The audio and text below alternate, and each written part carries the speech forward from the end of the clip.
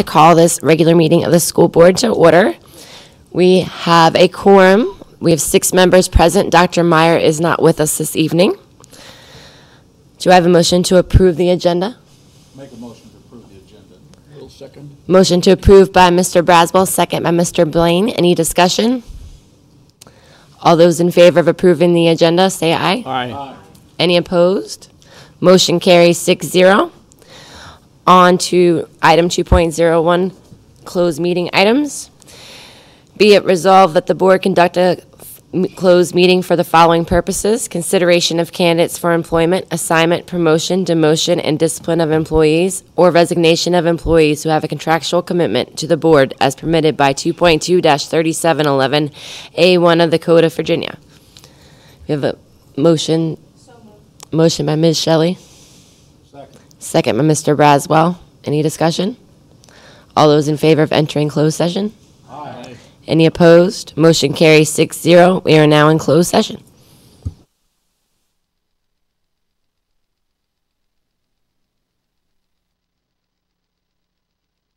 Turn to open session.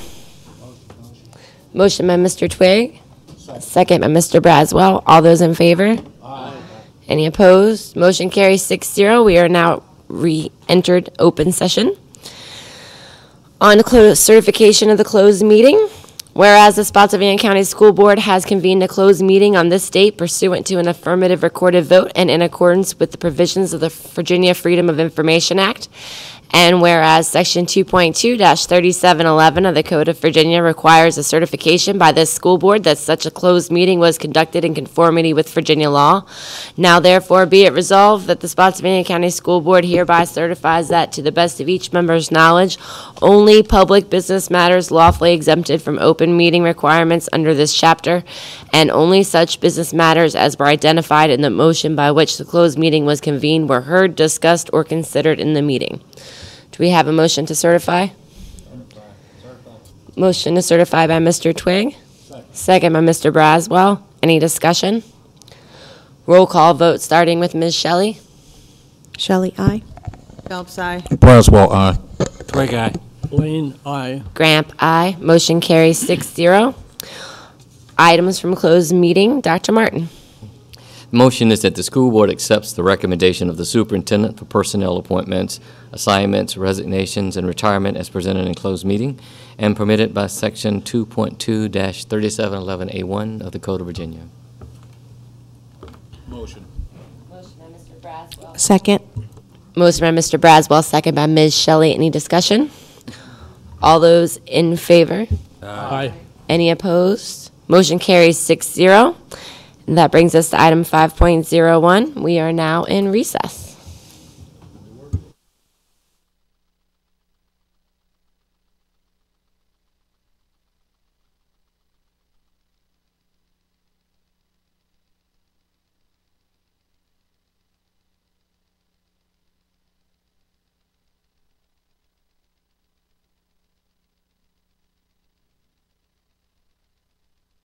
We have a motion to return to open session. Motion. Motion by Ms. Phelps. Second by Mr. Braswell. All those in favor? Aye. Any opposed? Motion carries 6-0. We have now returned to open session. Good evening. I would like to remind everyone to silence their cell phones, and I'd like to thank Deputy Laundere for joining us this evening. And let's start off with the Pledge of Allegiance. Mr. Braswell, will you lead us? Will assembly please stand? I pledge Allegiance to the Republic of the United States of America and to the Republic for which it stands, one nation, under God, indivisible, with liberty and justice for all.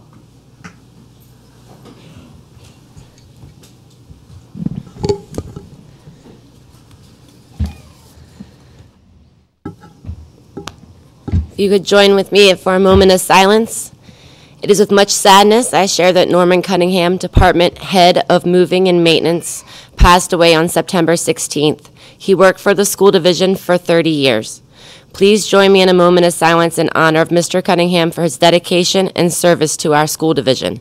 He will be tremendously missed.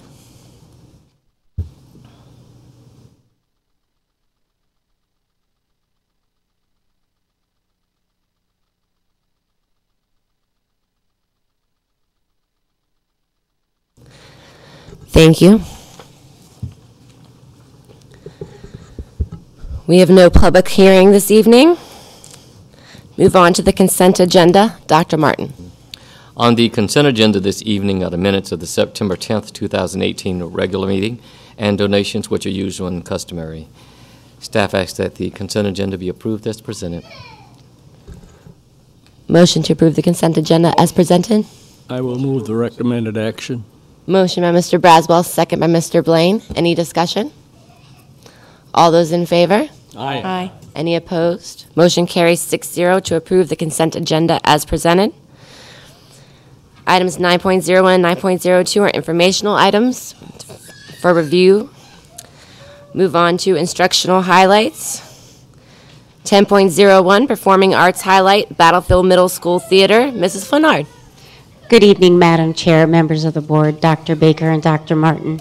Tonight's fine arts highlight comes from Battlefield Middle School's upcoming production of Peter Pan Jr., which is presented through special arrangement with Music Theater International.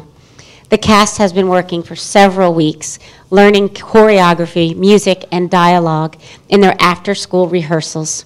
They are excited to share a piece of the show with you this evening, and we hope that you join them on November 14th and 15th for their full performances. Their directors, Miss Sanders, Miss Nicholson, Mrs. Marshall, and Miss White, are so proud of these students, their character, and their work ethic, and they have shared that they are a joy to work with, and they look forward to seeing them grow as performers. Please welcome the cast of Peter Pan Jr. Check, check, check.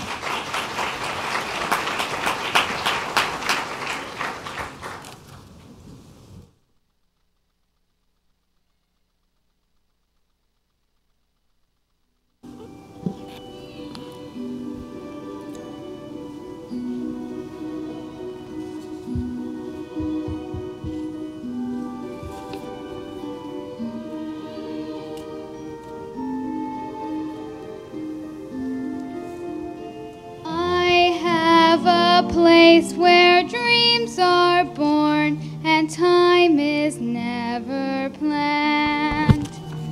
It's not on any chart, you must find it with your heart. Never, never land. It might be miles beyond the moon or right there where you stand. Just keep an open mind and then suddenly you'll find never, never land.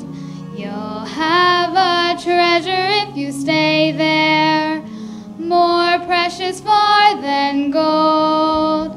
For once you have found your way there, you can never, never grow. And that's my home where dreams are born and time is never planned. Just think of lovely things and then start to fly on wings forever in never, never land.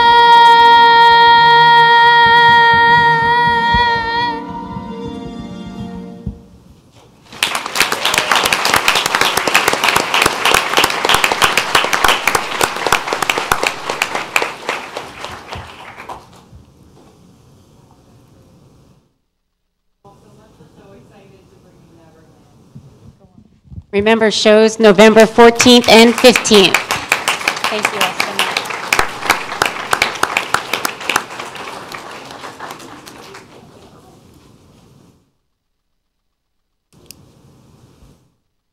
much. And we may continue with 10.02, the Massaponax Student Organization. Thank you. For this evening's instructional highlight, we have Massaponax High School Students Organization, Inspired African American Males, known as I Am.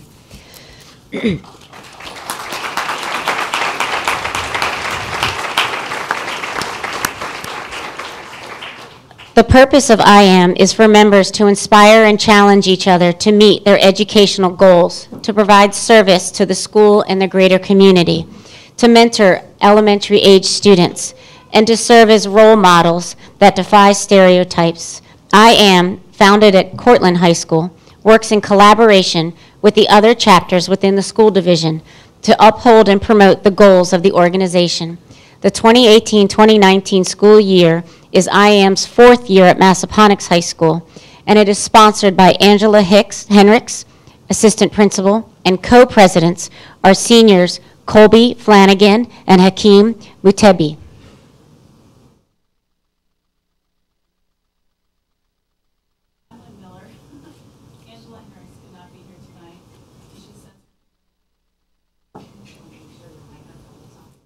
Oh, sorry.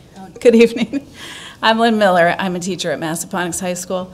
Angela Henricks could not be here tonight, and she sends her condolences. She would like to be here to show off our great group of guys. This is Hakeem Mutebi. This is Kobe Flanagan. They are the co-presidents of the organization. And the rest of these guys here are also our executive board. That's Kadir Keys, Jordan Jennings, and Kelvin Rabin. So good evening, board. Dr. Baker. As you can see, IAM stands for Inspired African American Males, and we have a PowerPoint that we're going to go through very quickly. Can you play the video? It's a quick video. It's not in there. This is supposed to be a video, but it's not playing. Okay. I'm not going to play it. Okay. As was said, there are 4 chapters in the division with over 100 members, and we're happy to support the development of a new chapter at Spotsylvania High School as time allows. Massaponax has currently 23 members, and as I said, this is our executive board here tonight. Students are held to specific standards and are encouraged to develop a brotherhood of academic support for each other. And I'll let you see that, but students must maintain a B average, and we check their records and their attendance. While each school establishes its own purpose and goals, Massaponax works to develop a dynamic support system within the IM chapter, as well as within the student body and community, and you will see pictures of this information as we go through the slides.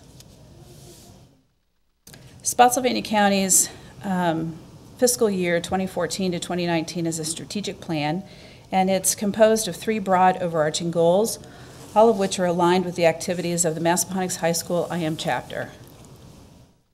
Goal number 1 fulfills the teaching and learning goal to prepare students for colleges and careers because grades are monitored, speakers and counselors work with and encourage, as I said, a B or better in all classes, and tutoring is encouraged as well. And you can see that the counseling office works with us to ensure college readiness. This is a list of all the colleges and universities that IM students within the division have transitioned to from high school. Goal number 2 fulfills the community engagement and partnership goal by connecting students to leaders and organizations within the school walls. We recently participated in a walk to raise awareness for suicide prevention as part of the Another Day campaign sponsored by Mental Health America of Fredericksburg on a Saturday morning. And our guys also have just come back this last Wednesday from Cedar Forest, where they tutor students. What you're seeing in this picture are community partners. The first picture is of Antoine Carey and Teen Enrichment Network, Don Robinson, we call him Rob.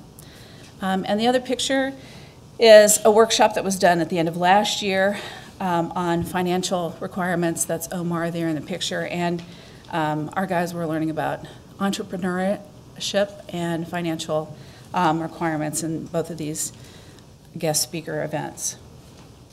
Goal number 3 fulfills the organizational climate and school safety objective because IM members partner with other IM chapters and the James Farmer Scholars on field trips, on volunteering events, as well as on monitoring and tutoring, or mentoring and tutoring students at Cedar Forest Elementary. And you can see that we've participated in a lot of other events too take a second there to see those. The next picture shows you the Jackie Robinson Day, April 15th. Here, the fellows throughout the division were celebrating at Riverbend High School last year on Jackie Robinson's Day, and they wear proudly the 42 on the back of their shirts in his honor. And this is a James Farmer Scholar field trip to see Black Panther with their elementary school buddies. And what we have here at Massaponax is, this is clearly just Massaponax. Our IM chapter recently participated in Freshman Day, welcoming freshmen to our school, as well as continuing to greet students on Fridays with a spirited and inviting high five. That was taken on a video, so the picture's a little blurry. And then these are pictures from Cedar Forest. Here are the pictures of our guys as they worked with students at Cedar Forest. They are normally partnered with African American males to assist with reading and writing, but as you can see in these pictures, our guys are adopted by the entire class. Our last slide here is to remind us that we encourage members to help each other as much as they help the community. Here, our chapter secretary, who's with us tonight, is pictured tutoring. But as you can also see, our Massaponax High School tutors also even tie shoes. So they're a terrific group of guys who model the very best behavior and standards of excellence. We encourage you to follow them on Instagram and Twitter. Thank you very much.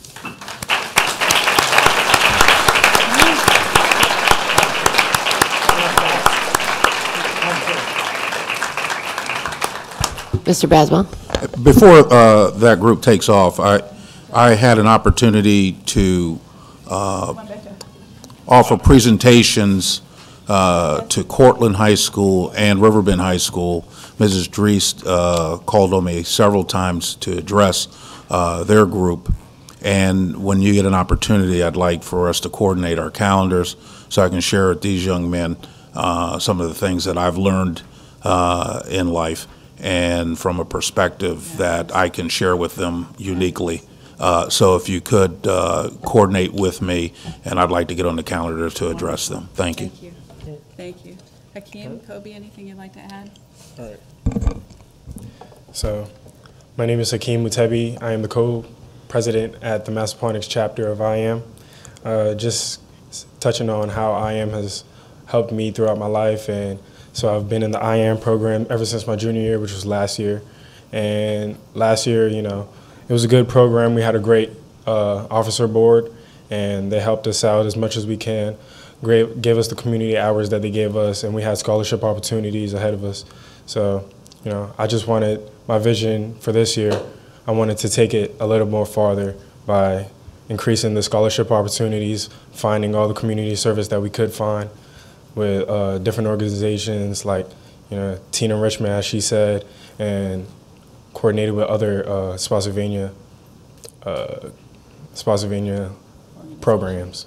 So IM has helped me a lot towards my community seal, which is 144 hours, giving me a lot of opportunities for scholarship opportunities, gave me the opportunities to speak on other mentors that will not only help us mentor the little kids at Cedar Forest, but also help us mentor through things like college preparation and, you know, just being a better person and better citizen of the community of Spotsylvania.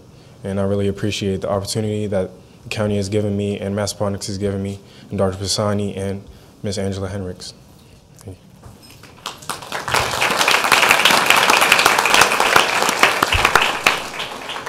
Yeah, like Hakeem said, it really has helped us out with our academic goals and getting our community hours, but really it helped me a lot personally. It's like the things that we do outside in the community is very great. Like we meet new people, and it's just a learning experience, and it's something good to do. And I really appreciate the opportunities that we have, and I think it's something like most schools should get on. And I would like to mentor more students at different schools because they're wonderful students, and it just makes my day working with them.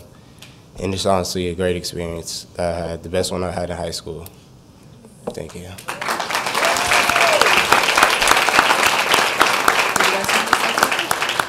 Thank you. Thank you.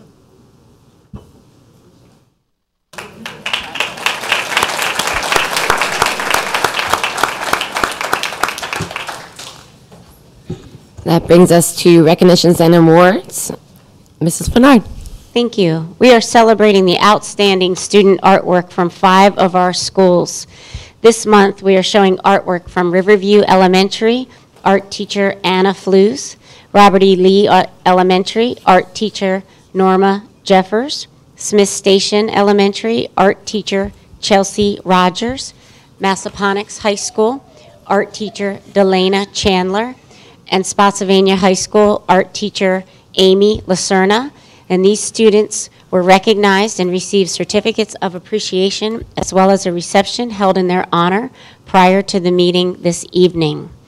And as I would like to move on to the Superintendent's Award, and this evening we have before us the October Superintendent's Award for Outstanding Visual Arts goes to Amaya Bird. Amaya is a first grader.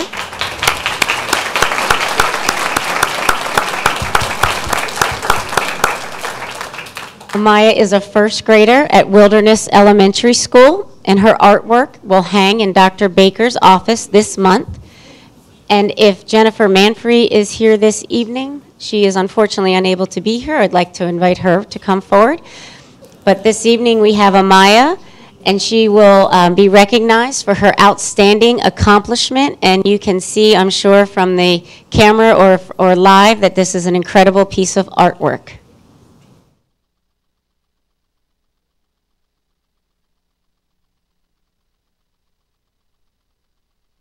One, two, three. One more, just make sure. One, two. And if we have any family or friends in the audience that to help celebrate Amaya, if they could stand to be recognized as well. In the back.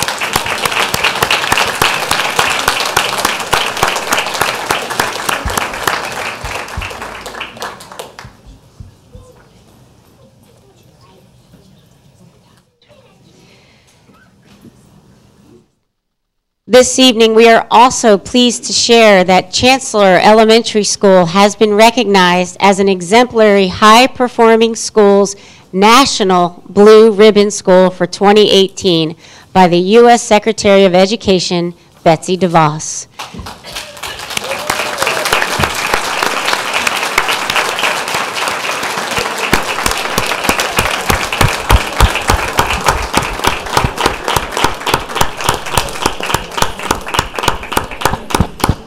As our folks from Chancellor Elementary come forward, I would like the audience to acknowledge that the National Blue Ribbon Schools Program Award recognizes public and private elementary, middle, and high schools where students either achieve very high learning standards or are making notable improvements in closing the achievement gap.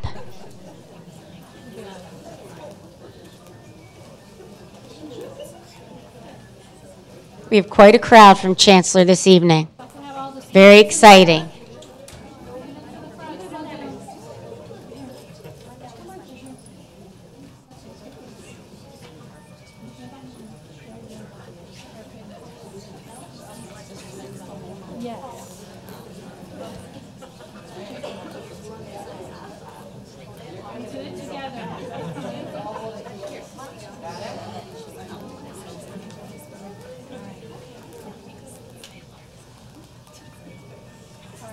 Dr. Baker.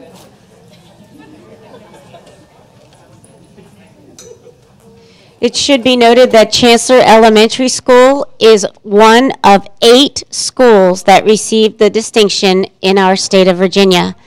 Congratulations to all the students, the staff, and the community for their hard work and their dedication. Way to go, Chancellor Elementary.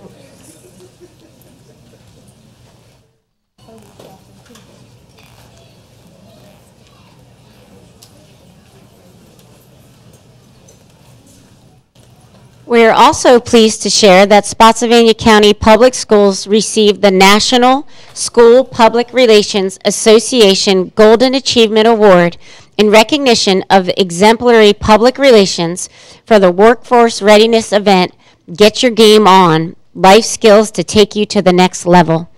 This event was spearheaded by our very own Renee Daniels and Amber Baleka.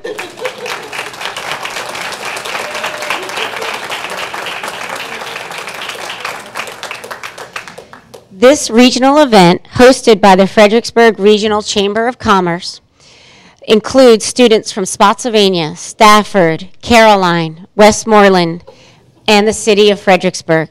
For the past 3 years, over 1,000 local juniors and seniors have attended the event's Success Skills Workshop and participated in mock interviews with area businesses. This year's event will be held on November 1st, 2018. Thank you both for your continued commitment in engaging our business partners to support such worthwhile events for the students of Spotsylvania County.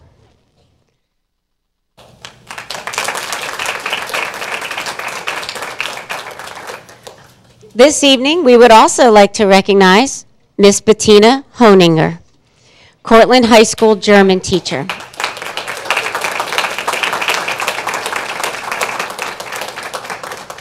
Ms. Honinger's commitment, dedication, and exceptional work was recognized at the Governor's German Academy 2018. Ms. Honinger returned this year for the second time as the lead teacher of the Academy at Washington and Lee University in Lexington, Virginia. In order to be selected to instruct at the Academy, the teachers must exhibit fluency in German language and must have a broad understanding of the culture, perspectives, and traditions of German-speaking countries. They're also some of the most skilled and dedicated teachers in Virginia. During the intense 3-week total immersion program, the students and the staff only speak German the entire 3 weeks. The Governor's German Academy Director stated in a letter to Dr. Baker, Ms. Honinger is a master teacher. She consistently challenged her students to problem solve and engage them to think on a higher level. Thank you, Ms. Honinger, for your continued dedication and support of our students in Spotsylvania.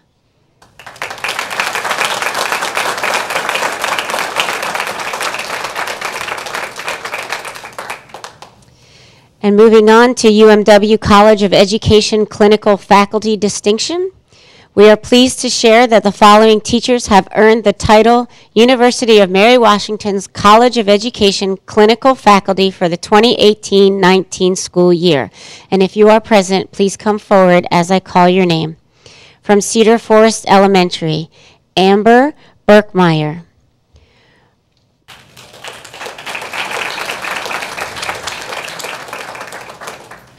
Mary Galindo Sanchez.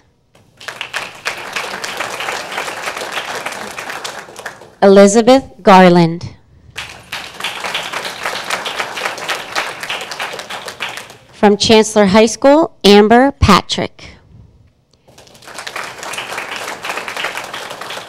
From Chancellor Middle School, Jill Roberson.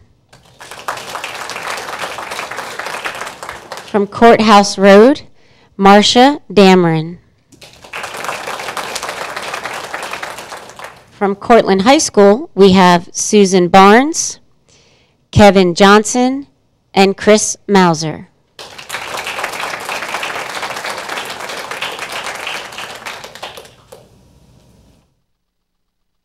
From Freedom Middle School, Carolyn Kleinert. Lee Hill Elementary, Rebecca Fuller. And from Massaponax, we have the following teachers: Heather Correa, Fernanda Kane, Teresa Tempesta.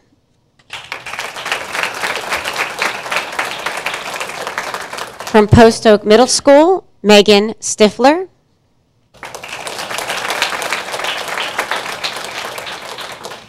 Riverview Elementary, Kim Baker. Salem Elementary, Lynn Foltz.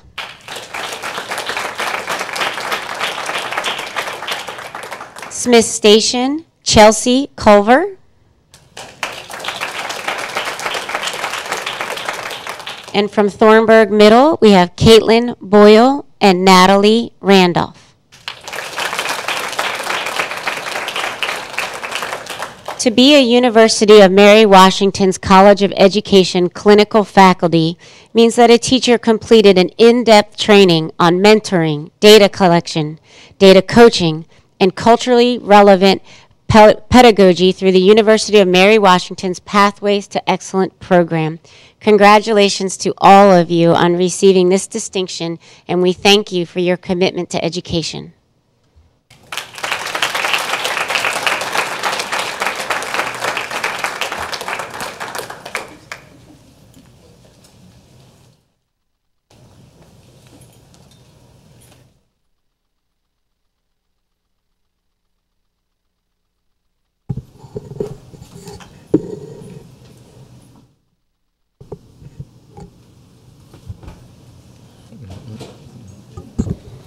And congratulations to all the winners. That brings us to item 12.01, public comments. Dr. Martin.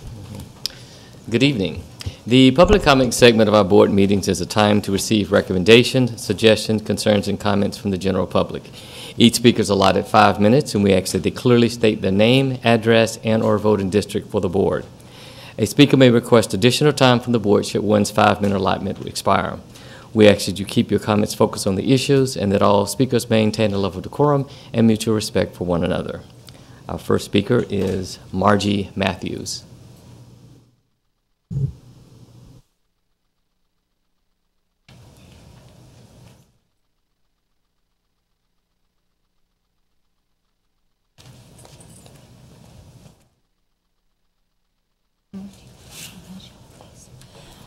Thank you, board, for allowing us to speak.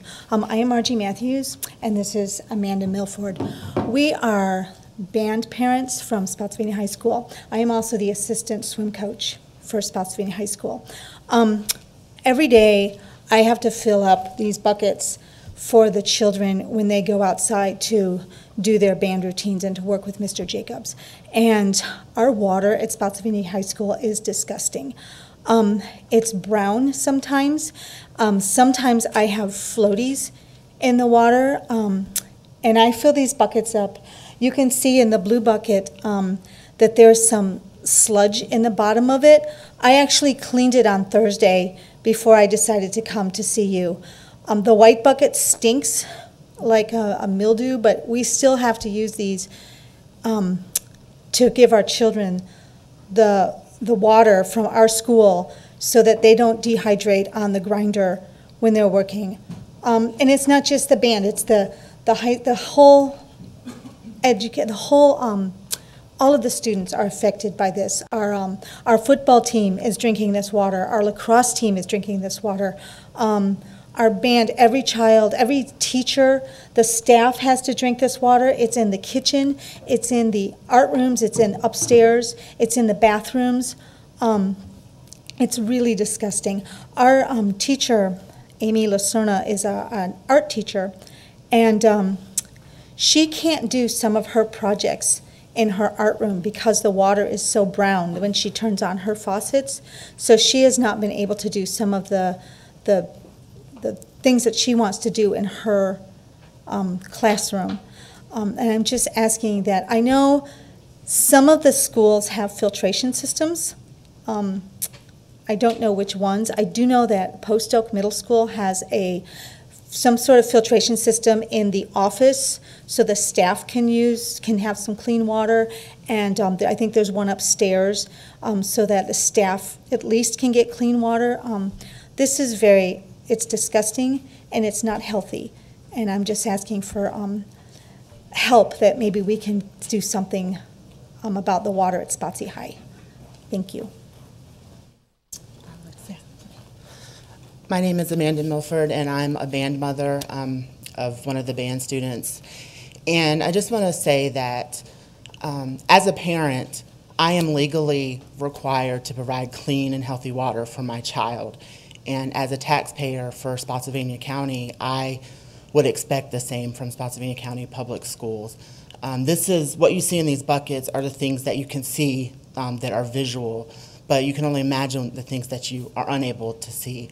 I know that there's water testing, and I'm assuming the water is safe or it wouldn't be running at all. However, it would be very beneficial for these students. They are outside many, many hours of the day, and it's been hot, and they sweat, and they need hydration. Just bringing a water bottle to school is not enough. They have to have access to clean, healthy water to stay hydrated. So for the health of the students, we would just ask that some kind of filtration system or something that would provide clean water for the students would be provided.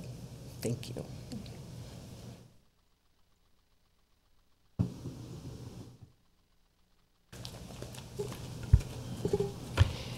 Misha Deans.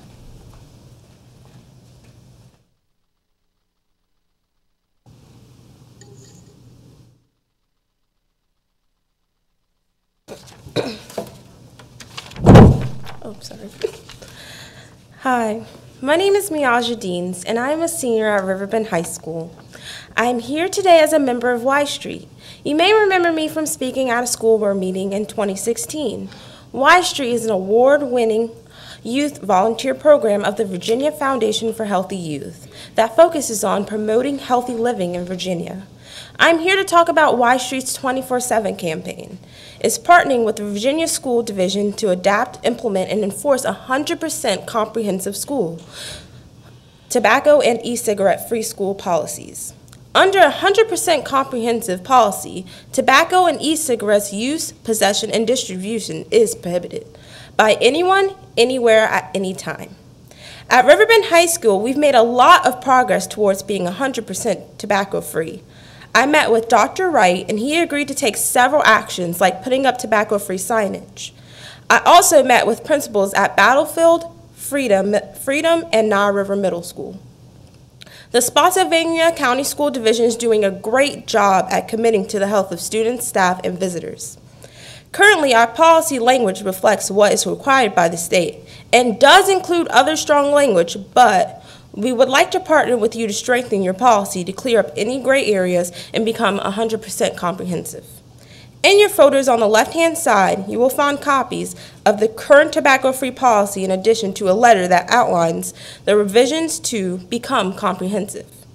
Some of those updates include expanding the definition of property to include off-site events and surrounding properties, whether owned, leased, rented, or chartered by the division. Extending the policy to include possession and distribution of tobacco products by students and minors. Requiring consequences to visitors in all policies. Strengthening the definition of tobacco products and tobacco use to include electronic smoking devices and products containing nicotine. As a partner and resource to the Spotsylvania County School Division, I'm here to help as you continue to strengthen your commitment to healthy students in our school and community. Once you decide to adopt a comprehensive policy, the 24/7 campaign has great ways to support implementing and enforcing the policy. First, we will provide free tobacco-free signage to all schools in the division. And here's an example of one of the signs. If you do go to Riverbend or Freedom, you will see these signs, and also at Nye River. Second, our free tobacco and e-cigarette free school toolkit will be sent to all schools in our division. Third, we will add you to our official map of 100% comprehensive schools. Finally, in your folder, you will find examples of how we can help our school division earn positive publicity for updating the tobacco policy. On behalf of Y Street, I thank you for taking the time to learn more about 24/7 campaign, and I look forward to adding Spotsylvania to the official map of 100% comprehensive schools. And I thank you guys for listening tonight.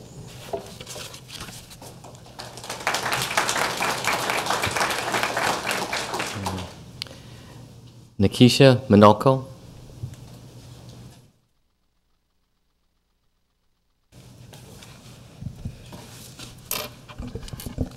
Hi, my name is Nikisha McKinney-Mahalko, and I'm from the Lee Hill District. I spoke last meeting about convicted sexual offenders in our schools. I voiced my concerns and felt that I needed to come back tonight. I spoke last month on a very difficult, complicated topic for many. and I asked for an amendment to be made to the Code of Conduct. I understand this amendment is not an overnight process. There are 3 reasons I wanted to speak tonight, though. First, I wanted to thank the superintendent for how hard I'm sure his job can be after sitting here last meeting and seeing some of the discussions that were had, and for all the tough decisions that he has to make daily for all of our students. Second, I want to thank the board members. Last month's meeting ran till 11:30. I stayed for the entire meeting, and I saw how y'all stayed, how you were engaged in everything that went on, and it is truly easy to see that you care. I stayed till 11:30, and I stayed because I wanted to meet with the chair and the vice chair to try to see if there was anything that could be done. And at 11:30, they still made time to meet with me. And the other board members, you all stayed while they spoke to me for a moment. As we talked, they did discuss that this amendment is out of your hands, from my understanding. And I understand that. So I'm not here to ask you to fix something that is out of your hands, because that would be unfair for me to do. What I am here, though, is because at the last meeting I listened to you. And I listened to all of you say how you would support and work with any community members who would also work with you. Anybody who was willing to put in the work and come in with solutions and work with you and not just expect and demand answers, you were willing to work with. That's what I'm asking for. I'm asking for your support. You may not be able to make this amendment, but I plan to continue on. I have looked into the Virginia Board of Education, and I know when their meetings are, and I am going to be attending. I've also talked to the chair, and she gave me some names to reach out to, and I greatly appreciate that. I'm going to be continuing with my fight for this amendment. So what I have done is I have included a paper that all of y'all should have received before the meeting. It has my contact information on it, as well as basically the statement that I presented to you last time, just in case there was anything you wanted to reread. I ask that you reach out. I know y'all are busy. I'm not going to bombard you, but I ask that you reach out to the emails and voice your support for this amendment so that when I do the work to write the senators, when I do the work to write the governor, when I go to that Virginia Board of Education meeting, I can show them that Spotsylvania supports this amendment. I would really appreciate y'all standing behind me on this while I work with y'all to try to come up with an amendment that would help keep our children safe. Thank you.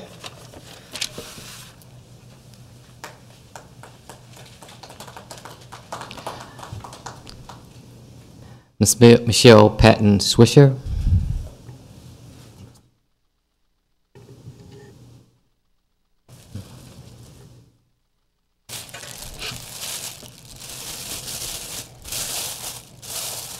You can see this. Hi, I'm Michelle Patton Swisher. I reside in the Berkeley District. I'm also an employee of Spotsylvania County Schools as a school social worker. I'm here tonight to talk about a great event that's getting ready to happen next month for Homelessness Awareness Month. It is our 7th annual Rock Out, Knockout Homelessness event to be held November 9th and 10th. On November 9th, it'll be from 1 to 4 p.m. and on Saturday from 8 to 8 at the Walmart at South Point. This is an event that benefits all of our students in Spotsylvania County. We have a very large homeless population, as well as students that are poverty. Treasure House is a place at Massaponax that serves our students for their needs: food, shelter, well, shelter resources, but food, hygiene products, school supplies, and clothing. From the months of July through September, we served 151 families through Treasure House. Treasure House is 100% based upon the donations of our community. We are very fortunate that we have been donated a football that has been signed by a few previous football stars with the Falcons, the Eagles, the Broncos, and the Redskins that we will be raffling off over the next few weeks at various football games within our district. On October 12th, we'll be at Massaponax High School. On October 26th, will it be at Riverbend, Chancellor, and Cortland High School. November 2nd at Spotsylvania High School, and then at the Rock Out Knockout event. Folks can purchase raffle tickets for $3 for 1 ticket or 3 tickets for $5. And then we'll announce the winner on November 12th here at the board meeting. We appreciate the continued support not only from the board, but also from the school district, from administrators and staff, as well as our community. Thank you.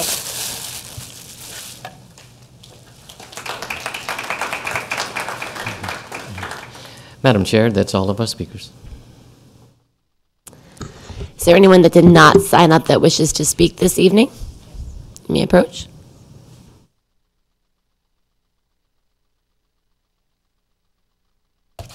Hello, I'm Ms. Wallace from the Lee Hill District.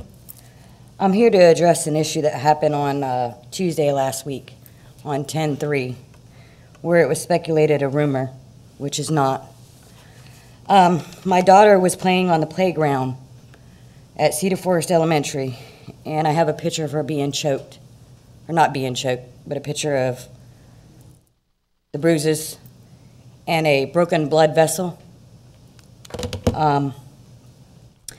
My daughter got in the car and addressed to me something important that she needed to tell me. I was not notified by the school at all, which is very concerning. It went to the nurse's station, and she was sent back to class with an ice pack. No call to me. Sat next to the aggressor, and still an ice pack, and the teacher had asked, "Are you okay?" She said, "No, it hurts." Still no call. So I'm here to address the issue.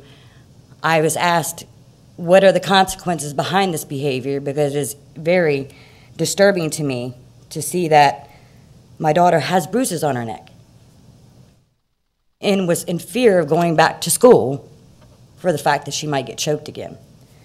And I want to thank Lisa for addressing the issue and asking how Morgan is and everything. And I wanted to address Dr. Baker. I sent you an email, and Ms. Aaron, I sent you an email, and I never got any response back. So that's kind of disturbing to me. I sat at the ER till 1:30 in the morning. I understand that you had a concern. You did address the fact that you wanted, if she was okay. That's great, but I addressed you after the issue. And so the investigation's still ongoing.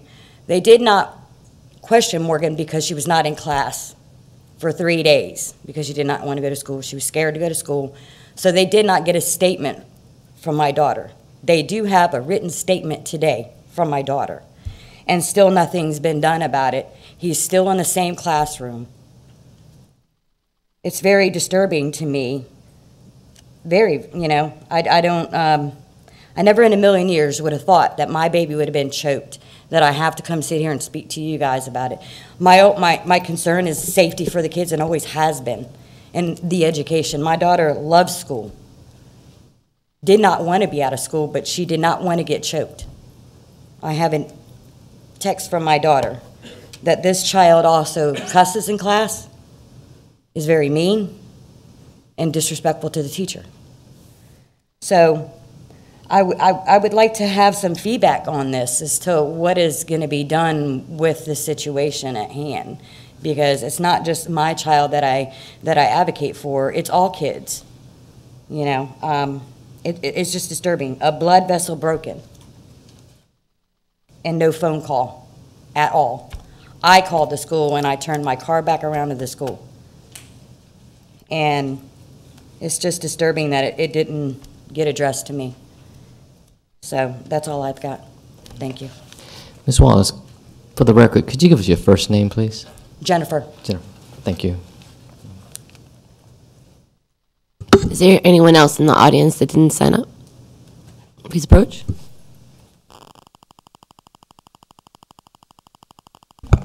Hi, my name is April Gillespie. I live in the Berkeley district. And I'm here to actually talk about the incident that was just talked about before you. I went with this parent to the meeting for her child to help advocate. And what happened during this meeting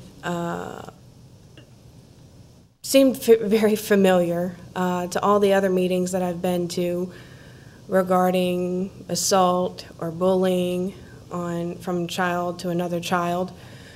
But things like, they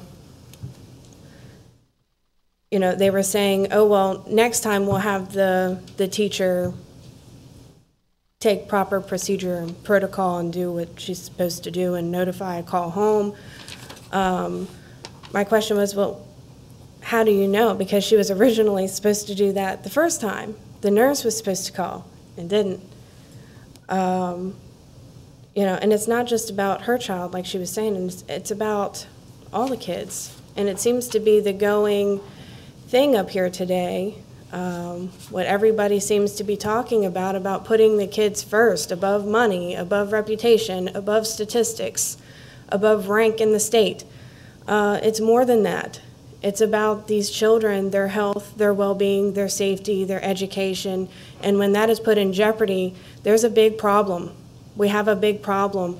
When I met with Dr. Baker a few weeks ago, and we spoke about some of these things happening, he referenced that some things may be considered a rumor based on the fact that they are on social media.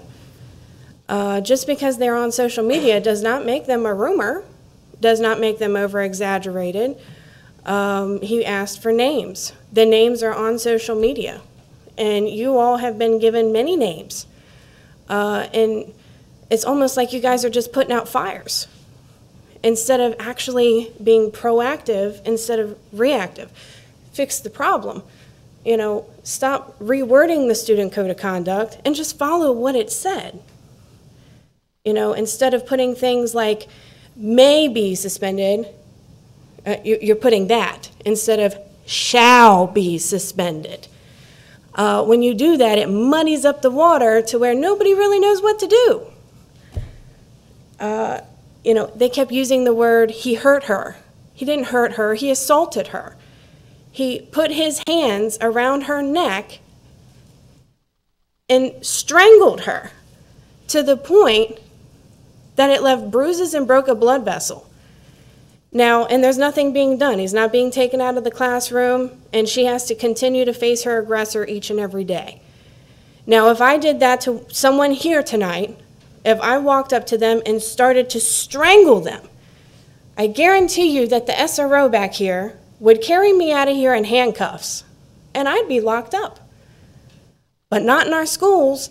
You want to know why? Because our prisons are now safer than our schools. That's crazy. It's crazy. Wow.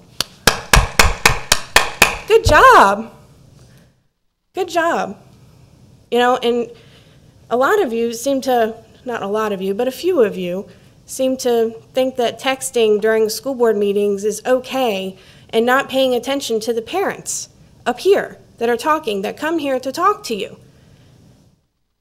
Just as a friendly reminder, those text messages that happen during school board business hours, business meeting, they're foiable. Just as a friendly reminder. Quickly, they also said today that the boy was not malicious and there was no intent. If you wrap your hands around someone's neck, that's not an accident. You don't just trip and go, whoops, and wrap your hands around somebody's neck. That's not an accident. That is intentful. There is intention there. Same thing every month. Been speaking on it. You have parents come up here month after month after month, and you're not listening.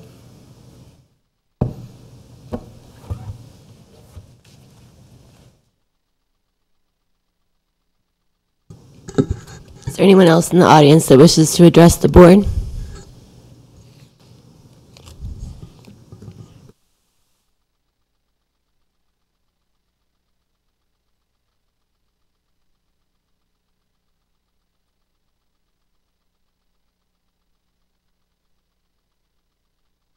Good evening. My name is Catherine Palmer, and I reside in the Lee Hill District. I wanted to speak about a couple things that are on your agenda tonight. First is the proposed policy around the use of the school attorney. I took a look at it. I did some research on other policies Gotta love board docs because it means you can access policies from pretty much any school district in Virginia. And I noticed something, and that is that almost every policy I saw was like our original policy, which was just a few lines. And I thought about that, and in my experience, policies always come from somewhere. If your workplace has a policy, for example, that you can't wear flip-flops, it's usually because someone didn't have the common sense to not show up at a meeting in flip-flops. If your baseball league has a policy that the ump can throw out a coach for cursing at the umpire, it's usually because parents often don't have the common sense to not yell at the umpire. So policies always come from somewhere. And I just wanted to say that, first of all, I support the policy as it's written. I think it's spot on, it's detailed. It gives you the guidance that you need, and those who always ask for guidance are now getting it. Gives you the guidance that you need to do something that I actually think is pretty common sense. No one member of this board should be incurring the costs associated with speaking to an attorney without full disclosure to the rest of the board. I feel very strongly about that. And there's no reason that the policy as it's now written shouldn't sail through tonight that I can see. I also wanted to talk to you about your carryover funds item, which I was excited to read about. Another job well done by your finance department, a 1.4%, something like that. Carryover means that you guys really did a great job being careful about spending through the end of the year. I like the fact that it is dispersed amongst the different streams that generated it. I particularly like the fact that there is tuition reimbursement. That is a benefit that has been on your books for a long time, but has been unfulfillable for a long time. And so I'm excited to see that you're able to invest something in the teachers and staff that are getting better educated to serve our children. So I'm excited about that. I'm sure Mr. Twigg is excited about the $250,000 for classroom supplies. I know that's something that he said from the dais last year he wanted to see. So I'm excited about that. The only thing I would say, and I don't know if this is anywhere else on the radar, but if there is one-time money to be spent in there, perhaps consider costing out some air conditioning for the buses. Perhaps start with the buses that have hour-long routes so that we're not in a similar situation next summer, because it's probably going to get hot again. Finally, I wanted to just comment that several meetings, I keep hearing people call for more time to prepare for this meeting. And respectfully, I know you don't get paid a lot, but you are getting paid to do this job, and I'd like to ask you to do your job. It takes me an hour to thoughtfully go through an agenda. 3 to 5 days should be plenty. And I honestly think if that's not enough time in your life, then you should reconsider whether or not you should be a school board member. It's a part-time job, but it's a serious job, and I'd like y'all to take it seriously. Thank you.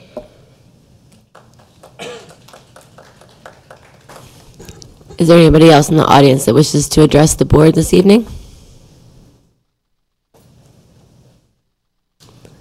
Seeing none, that closes public comments.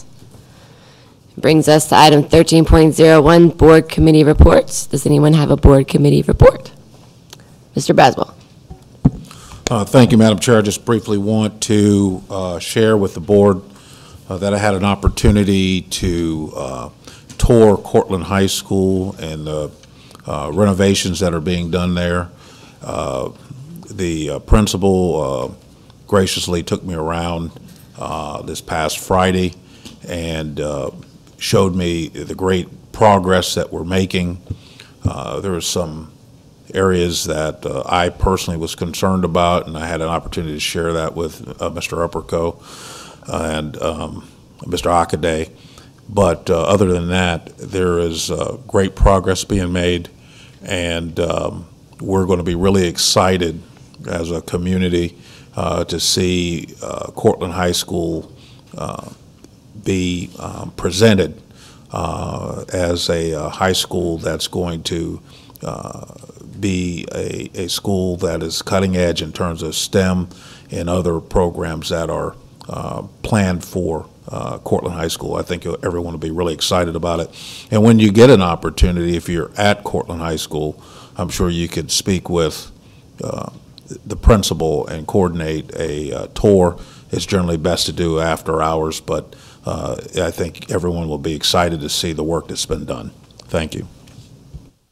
On Mr. Braswell's note, I was able to tour this past Friday as well as part of my 20-year high school reunion that we had there at the football game that evening, and it was the first time that I've been able to tour since the project had begun, and it is beautiful. Every problem that was with that design that as students we all complained about is fixed, and it's absolutely amazing. And they're ahead of schedule, I would like to point out. It's always great when our project's ahead of schedule.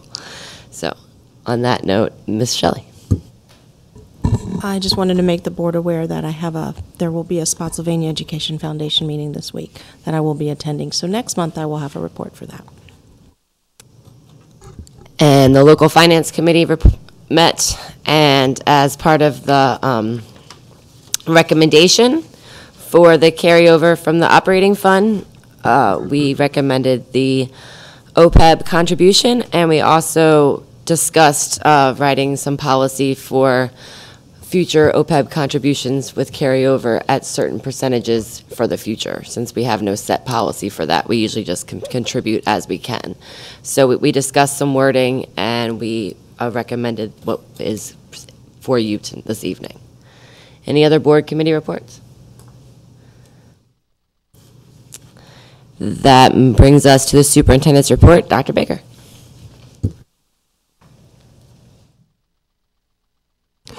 Thank you, Madam Chair. Before Ms. Flenard presents what is one of 3 reports that I've asked staff to prepare on my behalf and in collaboration with me, this October is one of those months that we celebrate many things. It's anti-bullying month. It is dyslexia month. Especially, somebody's. I'm reading lips here. I guess well, that's what I'm getting to. So, oftentimes, at least in the 6 years that I've been superintendent, and I understand because, like my role, these folks, much is expected, and oftentimes we don't take the time to appreciate how incredibly complex and challenging their jobs are, and what an incredible job they do. And I am just asking for the board if we could publicly ask our principals that are in this room right now to please stand.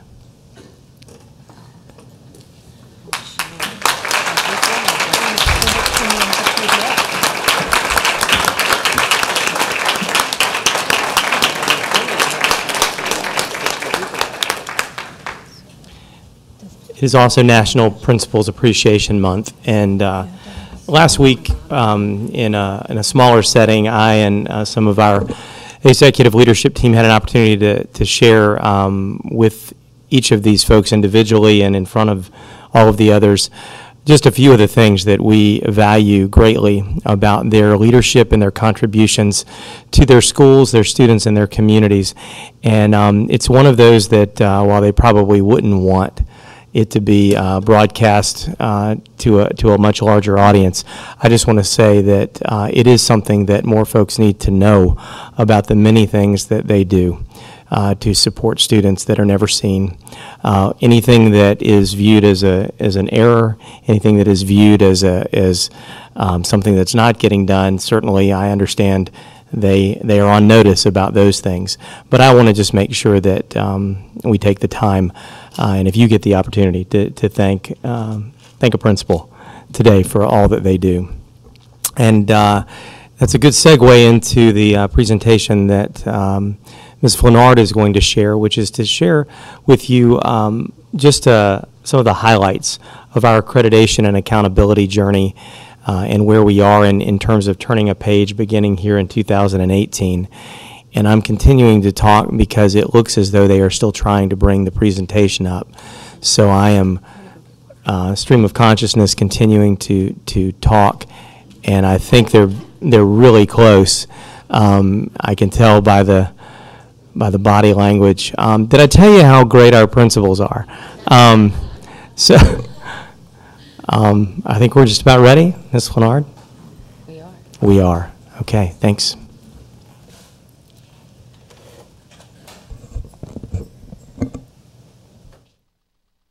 There we go, ready to go now. Good evening again.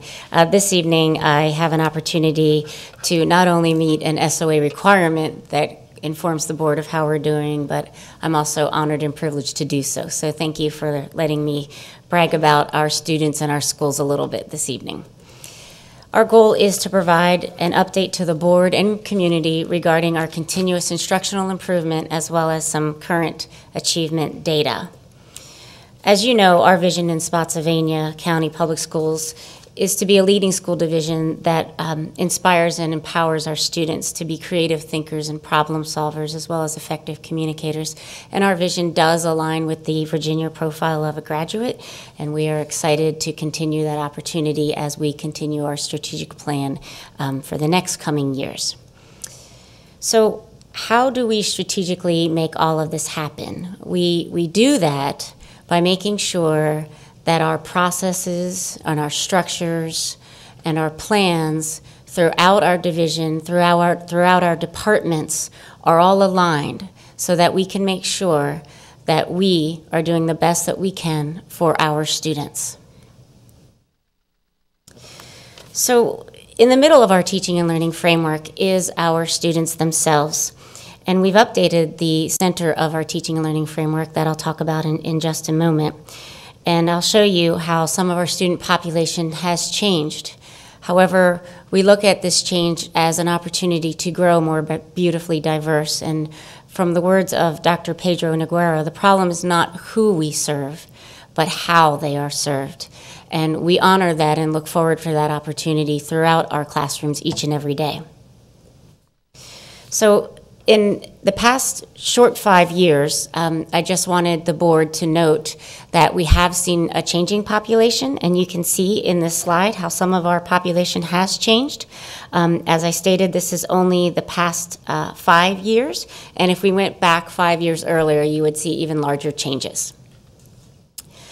And additionally, I wanted to show some additional demographic data of our students in the past 5 years, and I'm sure that the board is also well aware of some of these changes, as some of them have been budget drivers for us as an organization, particularly in the area of L learners as well as special education. I get asked this question frequently, is what is the predominant language for our students in Spotsylvania as L students, and that is Spanish. And how many languages are currently spoken in Spotsylvania that we are serving our students? The answer is 72. So we currently have 72 different languages represented from our student population, which is exciting. Currently, we have over 1,500 L students, and just in the month of September alone, we realized 50 additional L students. So that number is growing dramatically, and as I'm sure that this presentation, those numbers would change if I were to re-show you this in May. So that is additional special education students and L students even since the first day of school. So the framework for teaching and learning is how we operationalize our work to prepare our students to be college and or career ready, as our goal number 1 in the strategic plan states. And we have updated our center of the framework itself surrounding our students to be even more aligned with the framework for the Virginia College, the Virginia profile of a graduate. We changed the character to citizenship, and we also added the creative thinking component. So if you look at the words next to the students, that is the component that changed.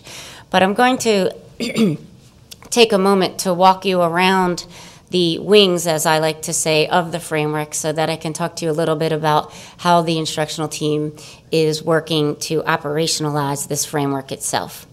So when we think about instructional planning, we are consistently working on our curriculum. For example, last year we had a crosswalk for mathematics standards of learning. The standards of learning in math have officially changed, and so all of our classrooms that teach math are dealing with new standards this year. This year we're also actualizing a framework for our English standards, and we have a crosswalk this year. What that means is next year, all of the English standards, K through 12, will be new. And so our teachers do need the professional learning that goes along with that, as well as the resources in the curriculum updated that aligns to those changes. We are continuing professional learning in areas such as our learning intentions and success criteria, as well as visible learning for our students. In the area of pedagogy, we continue to evolve and foster student engagement, literacy across the curriculum and across the content areas, as well as implementing high-yield strategies. We have done several professional learning opportunities to embed Hattie's high-yield strategies to make sure that our students have the best opportunities instructionally that we can provide to them. In the area of assessment, we continually work on providing a balanced assessment.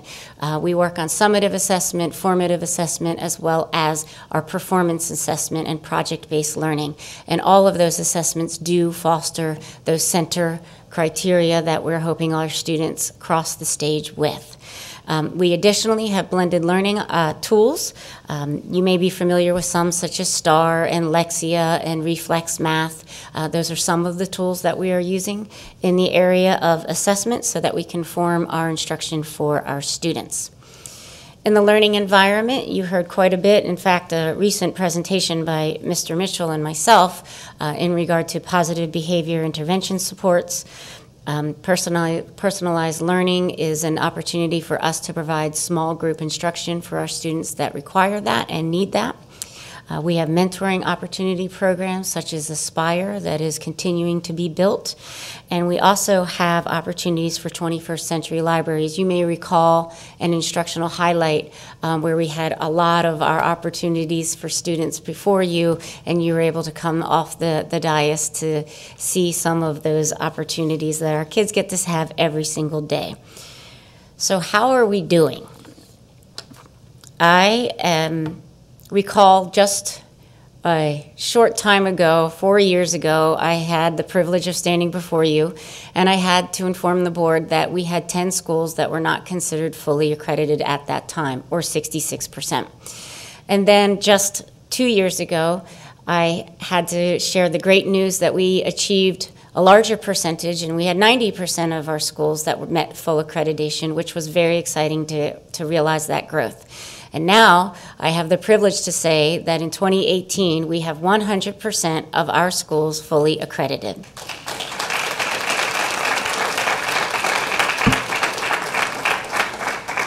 And I want to make sure that I publicly thank the board, the communities, the staff, the leaders at the school, the students and their families for working so hard and to really grasp the opportunity to make sure that we are meeting our students' needs each and every day. So in honor of National Principals Month, it is great to say that we are fully accredited, and that is a wonderful opportunity. I'm also honored to be able to say that I noted previously that we are growing more beautifully diverse. And with that diversity does come opportunities for us to meet students' individual needs. And while we are experiencing that change, we are also still continuing to improve. We have realized a 91.24% graduation rate, on-time graduation rate, which is the highest that I have ever seen in Spotsylvania, or that I can at least find in Spotsylvania. So I am very proud to be able to say that for you this evening. In the area of career and technical education, you will note the date on the top says 2016-17, and that is because the career and technical assessment is a year behind, and so each year that I am here will be the previous year. Once we have that, we can certainly provide the board with that data. As far as our benchmarks, you will see that for reading for all is an 80%, and Spotsylvania has realized almost a 98%. For special education in the area of reading, for students that participate in career and technical education, there is almost a 97% achievement rate. In the area of mathematics, for all, the benchmark is 80%, and we are almost at a 99%. And for our special education students in math that access career and technical education, we're at a 98%. For technical skills attainment, all, the benchmark is 91, and we have a 100%. For our special populations, for skills attainment, we also have a 100%. For secondary school completion, the benchmark is a 96, and we have a 97.5, or almost 98%. Additional career and technical assessment data, our graduation rate for our career and technical students, the benchmark is 93. Spotsylvania is a 98.3. Let's round up a little bit. And for our secondary placement for all is a 93, and Spotsylvania is almost a 96. For secondary placement for our our special populations, the benchmark is 93. We have a 94. Our area that we need to continue to grow is our non-traditional participation. The benchmark is a 31, and we have a 25, as well as the non-traditional completion. The benchmark is a 27, and we're almost at 22. Just for the board to recall, the non-traditional participation and completion would be, an example may be a female in an auto mechanic type of auto painting and those, or a male that might be participating in cosmetology. So that would be considered a non-traditional. So we have some work to continue to do. We have met it in the past, and I know that we can do it again. Also, some wonderful news for the board to realize is our advanced placement data. We have noticed an increase in our participation for advanced placement programs. We are up to almost 2,500 students. That's up from almost 1,500 just 6 short years ago. We also have an increased participation in the exams themselves. We're up to almost 3,500 in 2018, and that is up from almost 2,400 in 2012. While we are increasing the equity of access to AP, we are still realizing an additional gains on the tests themselves. So that is a wonderful opportunity that we're seeing an increase of the participation as well as an increase in the scores themselves. We are currently at a 64.5% pass rate, and you will note that for AP exams, that is a score of 3 or higher. Our federal accountability under ESSA. So this is all new information, and I can share with the board that we are continuously seeking clarification from the Virginia Department of Education. I actually have 2 members of our team going down tomorrow to seek additional clarification. So I do have the audience stacked in case you have additional questions that are before me that I'm unable to answer, or we can certainly take them down tomorrow as well.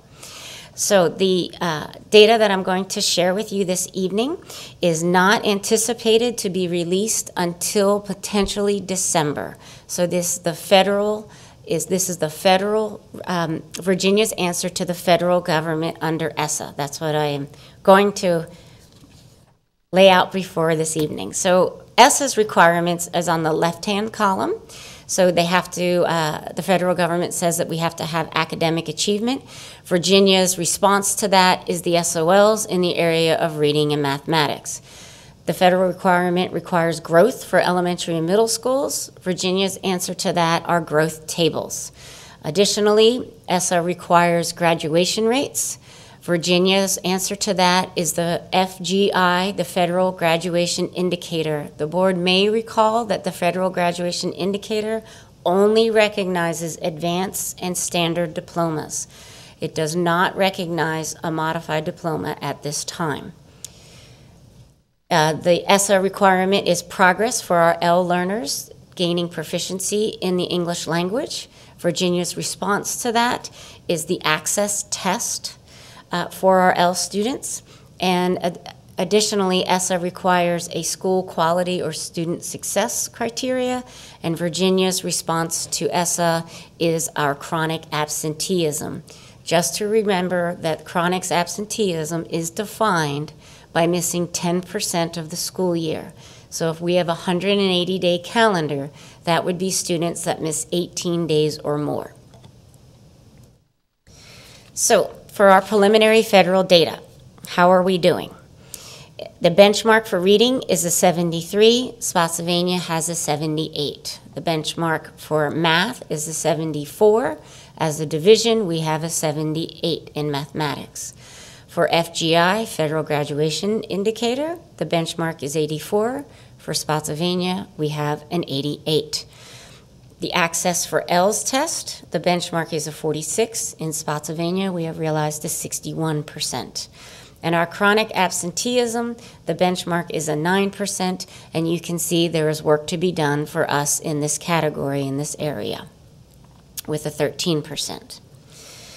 So Virginia is required to come up with a method or a manner in which schools will be held accountable if they are not meeting the ESSER requirements for the federal government.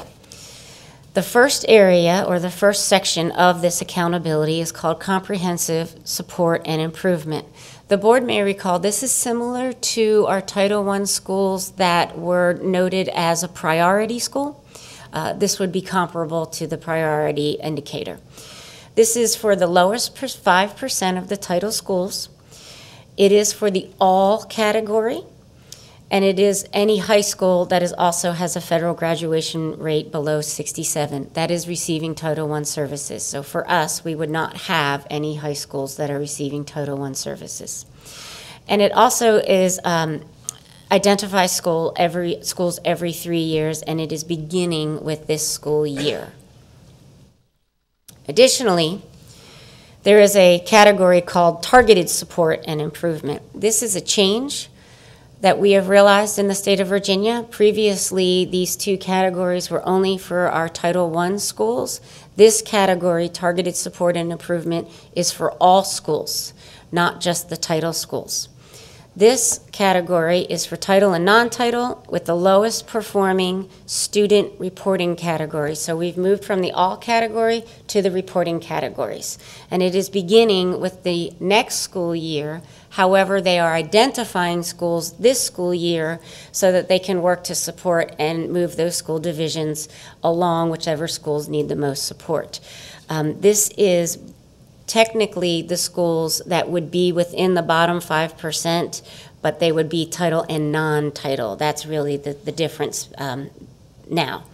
But I am happy to report that we do not have any schools in either one of these categories. So that is the excellent news for us as a division.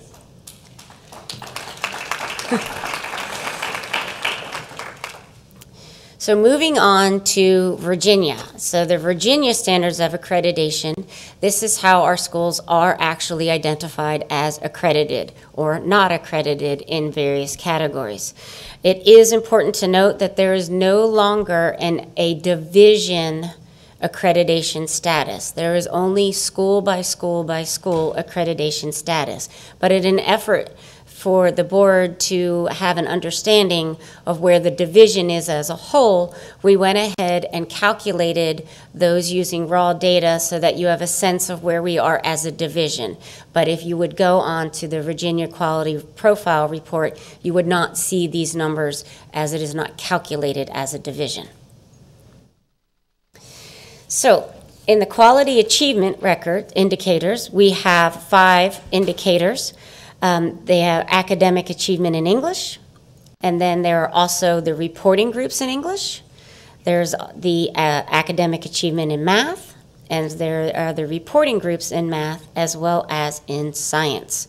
So for the area of English, you will notice that that is still 75. It was 75 previously, and then it's maintained 75. The difference now is the state previously only reported the all category, and now the state is breaking it down, just like the federal government, into reporting categories. So for the area of English, they both need 75. For Spotsylvania, as a division, we have realized an 84 as a division in English, and in the reporting categories, an 80. So you will notice there is a difference between the all and the reporting categories, indicating a gap. And we will talk about that gap in detail in a little bit some slides coming up. In mathematics, Regardless of whether it's all or the reporting categories, both have to achieve at least a 70, and the division for all is an 81, and the reporting groups are a 78. Again, you will note that the 81 and 78 does have a gap, and we will talk about that gap a little bit more as well. In the area of science, we have a 70 is the benchmark, and 81 is how the division fared. So when you look at the reporting groups, as I was saying before, we did have a bit of a gap. In the area of English, we had a 4% gap between the all and the reporting groups. Before you is the achievement of the reporting groups themselves. And you can see that we do have some work to do in different varying reporting categories. Again, I want to note that these are hand calculated, so you would not see these as a total on our division. In the area of mathematics, we did have, as a division, just a reminder, we did have an 81, and the reporting categories, if you average them, would be a 78. And you can note also that we do have some work to do in some various categories as well. Some highlights based on the Virginia. It is important to note that Virginia has, for the first time, recognized some additional ways in order for students to be successful. So first and foremost, they can certainly pass the SOL test with a passing score of 400. Virginia has also recognized recovery students. That would be a student who did not pass the test previously and then did pass the test. They have also recognized growth. So, for example, if you had a student that did not pass the test previously with, I'll give an example of a 325, but they grew to a 380, the state is recognizing that they grew. Not necessarily passed, but they do have acknowledged for the first time that a student is growing in that area. Of course, it is more difficult to note that growth at the high school level because the content is not the same. You have to grow in the same content. For example, if you are a English 6th student and you have shown growth on the English 7th test, you can note growth because the content is the same. However, you cannot compare geometry to Algebra 2. Those are totally two different contents, therefore your growth is not available to those tests.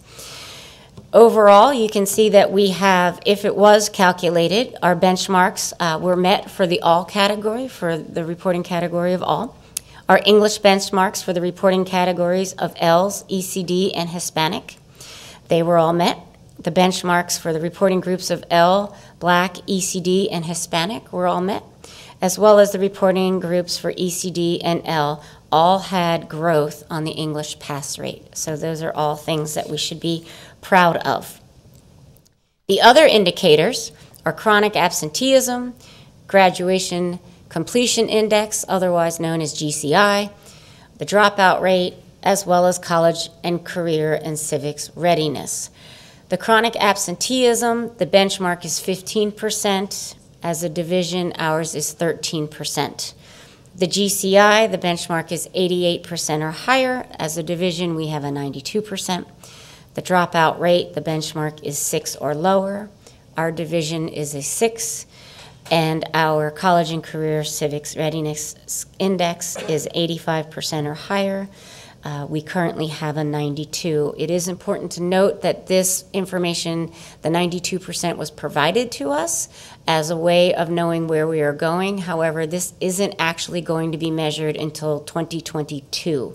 But giving us that data now does help us be strategic on where we need to move and how we can better align our supports. Some highlights: 100% of our high schools have met the GCI indicator of 85 points, which is something to be celebrated for sure. We also have the graduation rate of a 91.24, and our chronic absenteeism is down from last year.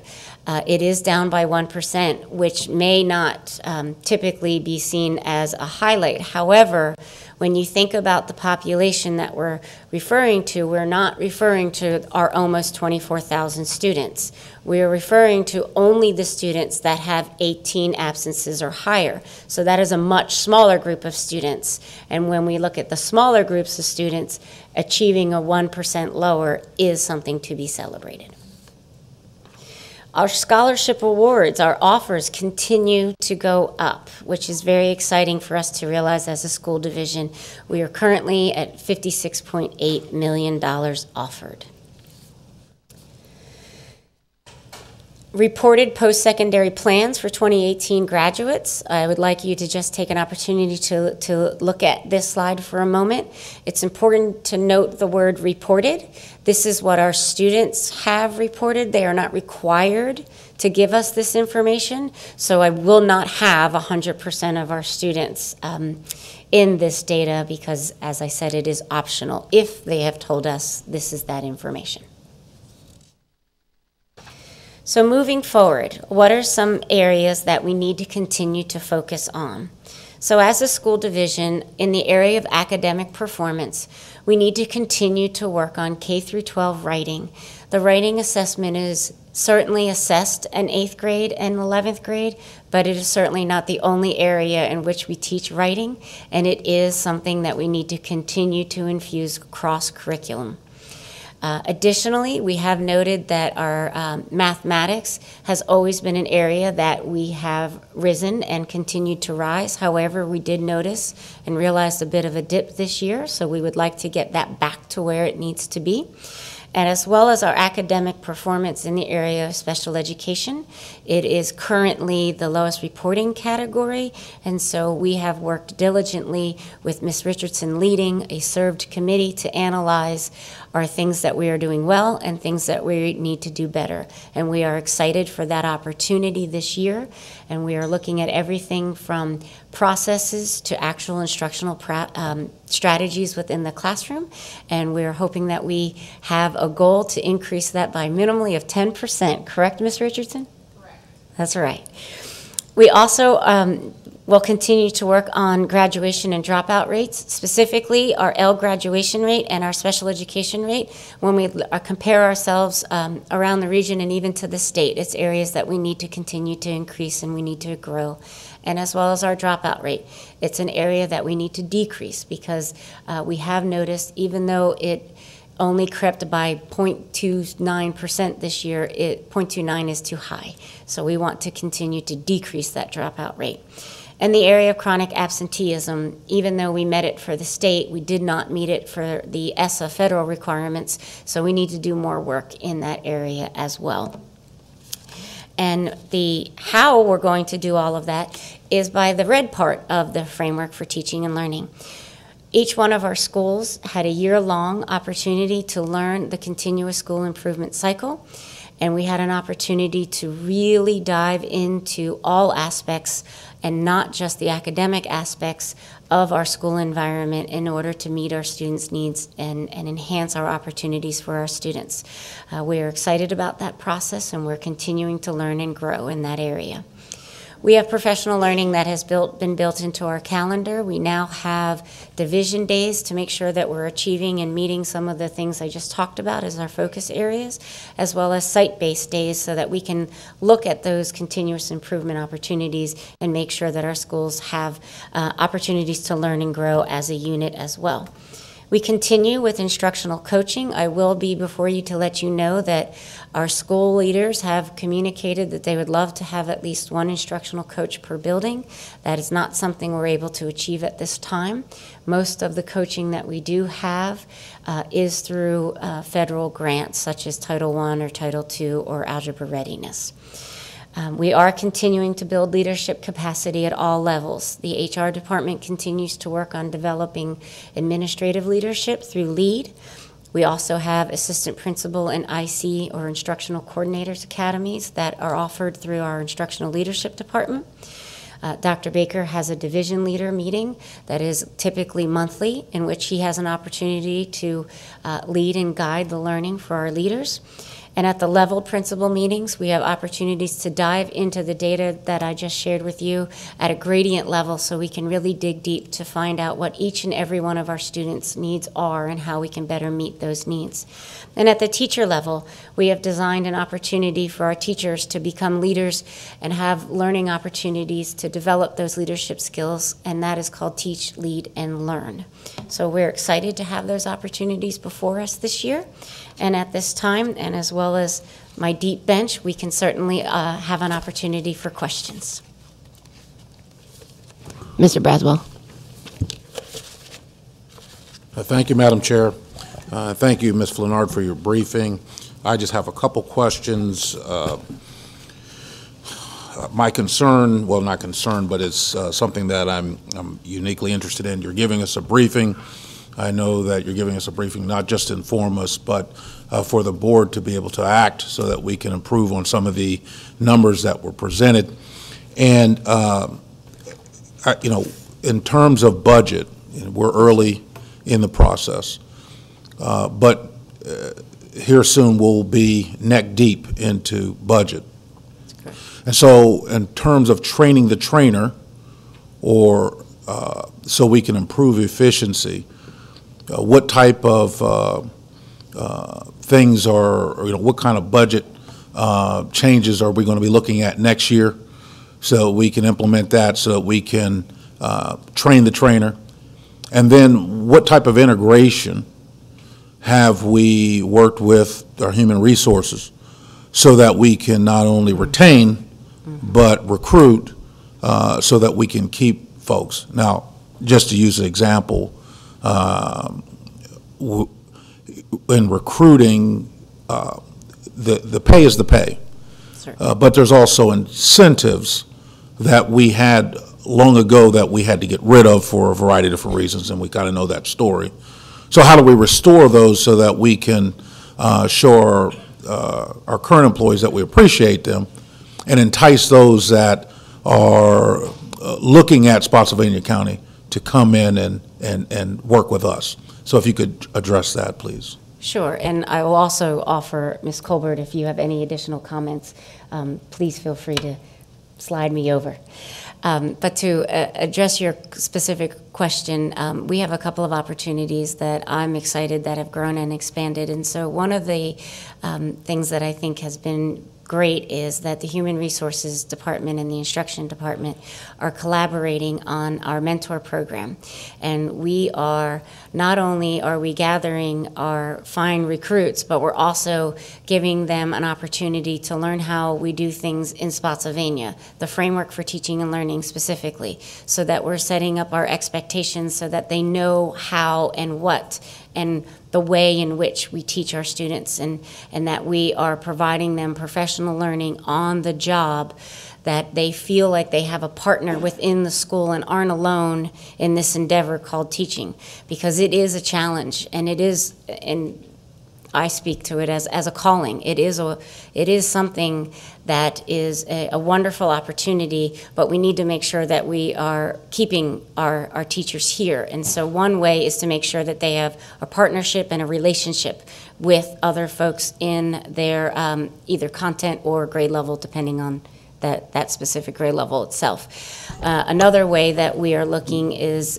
before the board this evening actually is some carryover funds. And a while back, due to budget, and I certainly understand that, there was not an opportunity for teachers to continue their own professional learning without having a reimbursement. We used to have a reimbursement if you were taking some professional learning for college and creating your craft even more. And we are looking to reinstate that opportunity so that we can not only honor the fact that we want you to continue in your education, but we also know that that costs quite a bit of money. And if we were able to reinstate that opportunity, many other school divisions, in fact, most school divisions are continuing to do that. So we would like to enhance that opportunity as a way to incentivize to continue your learning in Spotsylvania. Michelle, Ms. Colbert, is there anything else you would like to add to that? That's correct. We also talked about extending the mentorship program beyond just year one. So instead of after year one, you're sort of off on your own, continuing that mentor program so that you have a colleague assigned for a 2-year program instead of a 1-year program. I want to thank you for entertaining my question. We say instruction is the centerpiece, and it is. And the main thing is the main thing.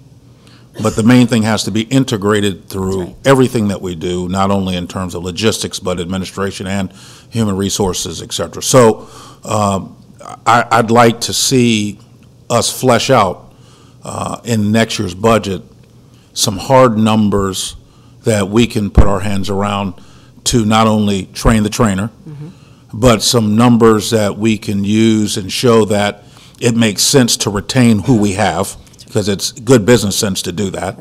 And also, what incentives can we use to entice or proselytize other teachers from other divisions to come and work with Spotsylvania County, and will benefit by taking that approach now, having that discussion now.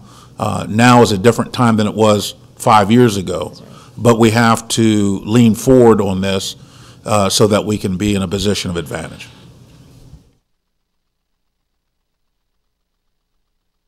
Mr. Blaine. I'm really feeling swamped with information, so you'll excuse that.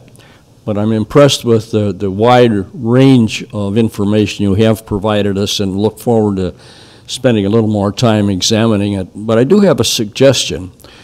One of your charts talked about the goals of our graduates, and in that chart you said a certain percentage were going into the military.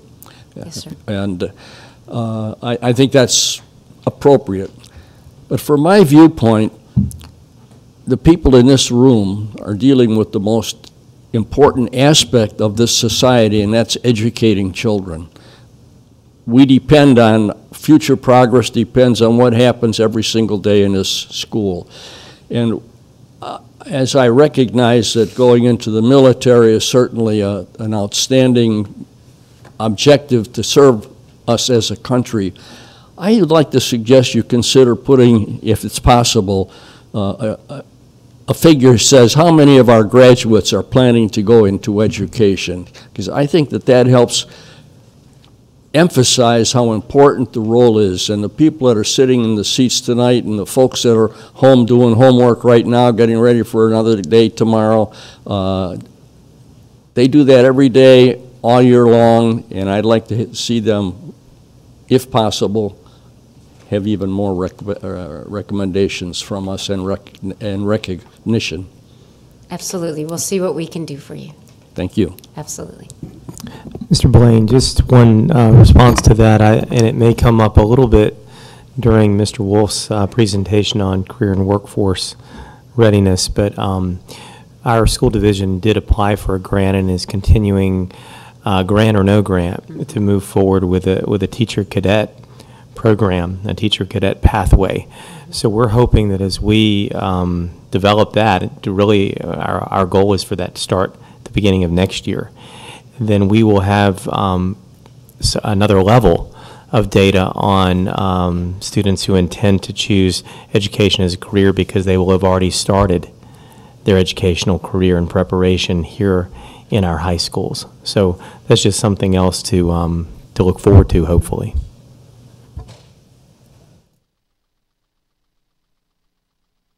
Ms. Shelley.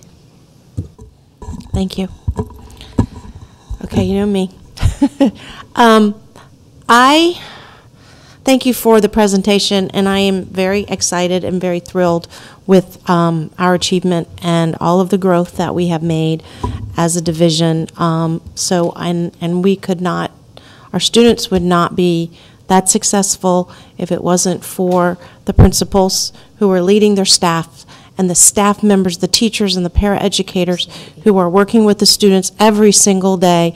But it's everybody, from the maintenance workers who are keeping the schools safe and clean, to bus drivers that are getting them there safely, and our cafeteria people that are our custodians keeping it clean, our cafeteria workers that are feeding our students, everybody included are the reason we can be successful, and I want to thank all of them. But I wanted to touch on a couple of things that you said, just to make sure that people understand, and maybe because I am an educator, I kind of hear it coming from maybe a different perspective. But when you said we have students, we have English learners, we have 72 different languages of our students being spoken. Correct. And everybody knows me knows I can't stand SOLs. And I'm not a proponent of them, but that's something that our students have to take, and that's a state thing. But what I don't know if people understand is our students coming in that don't speak English from all over the world, many of them have never even been educated, formally educated from where they're coming from.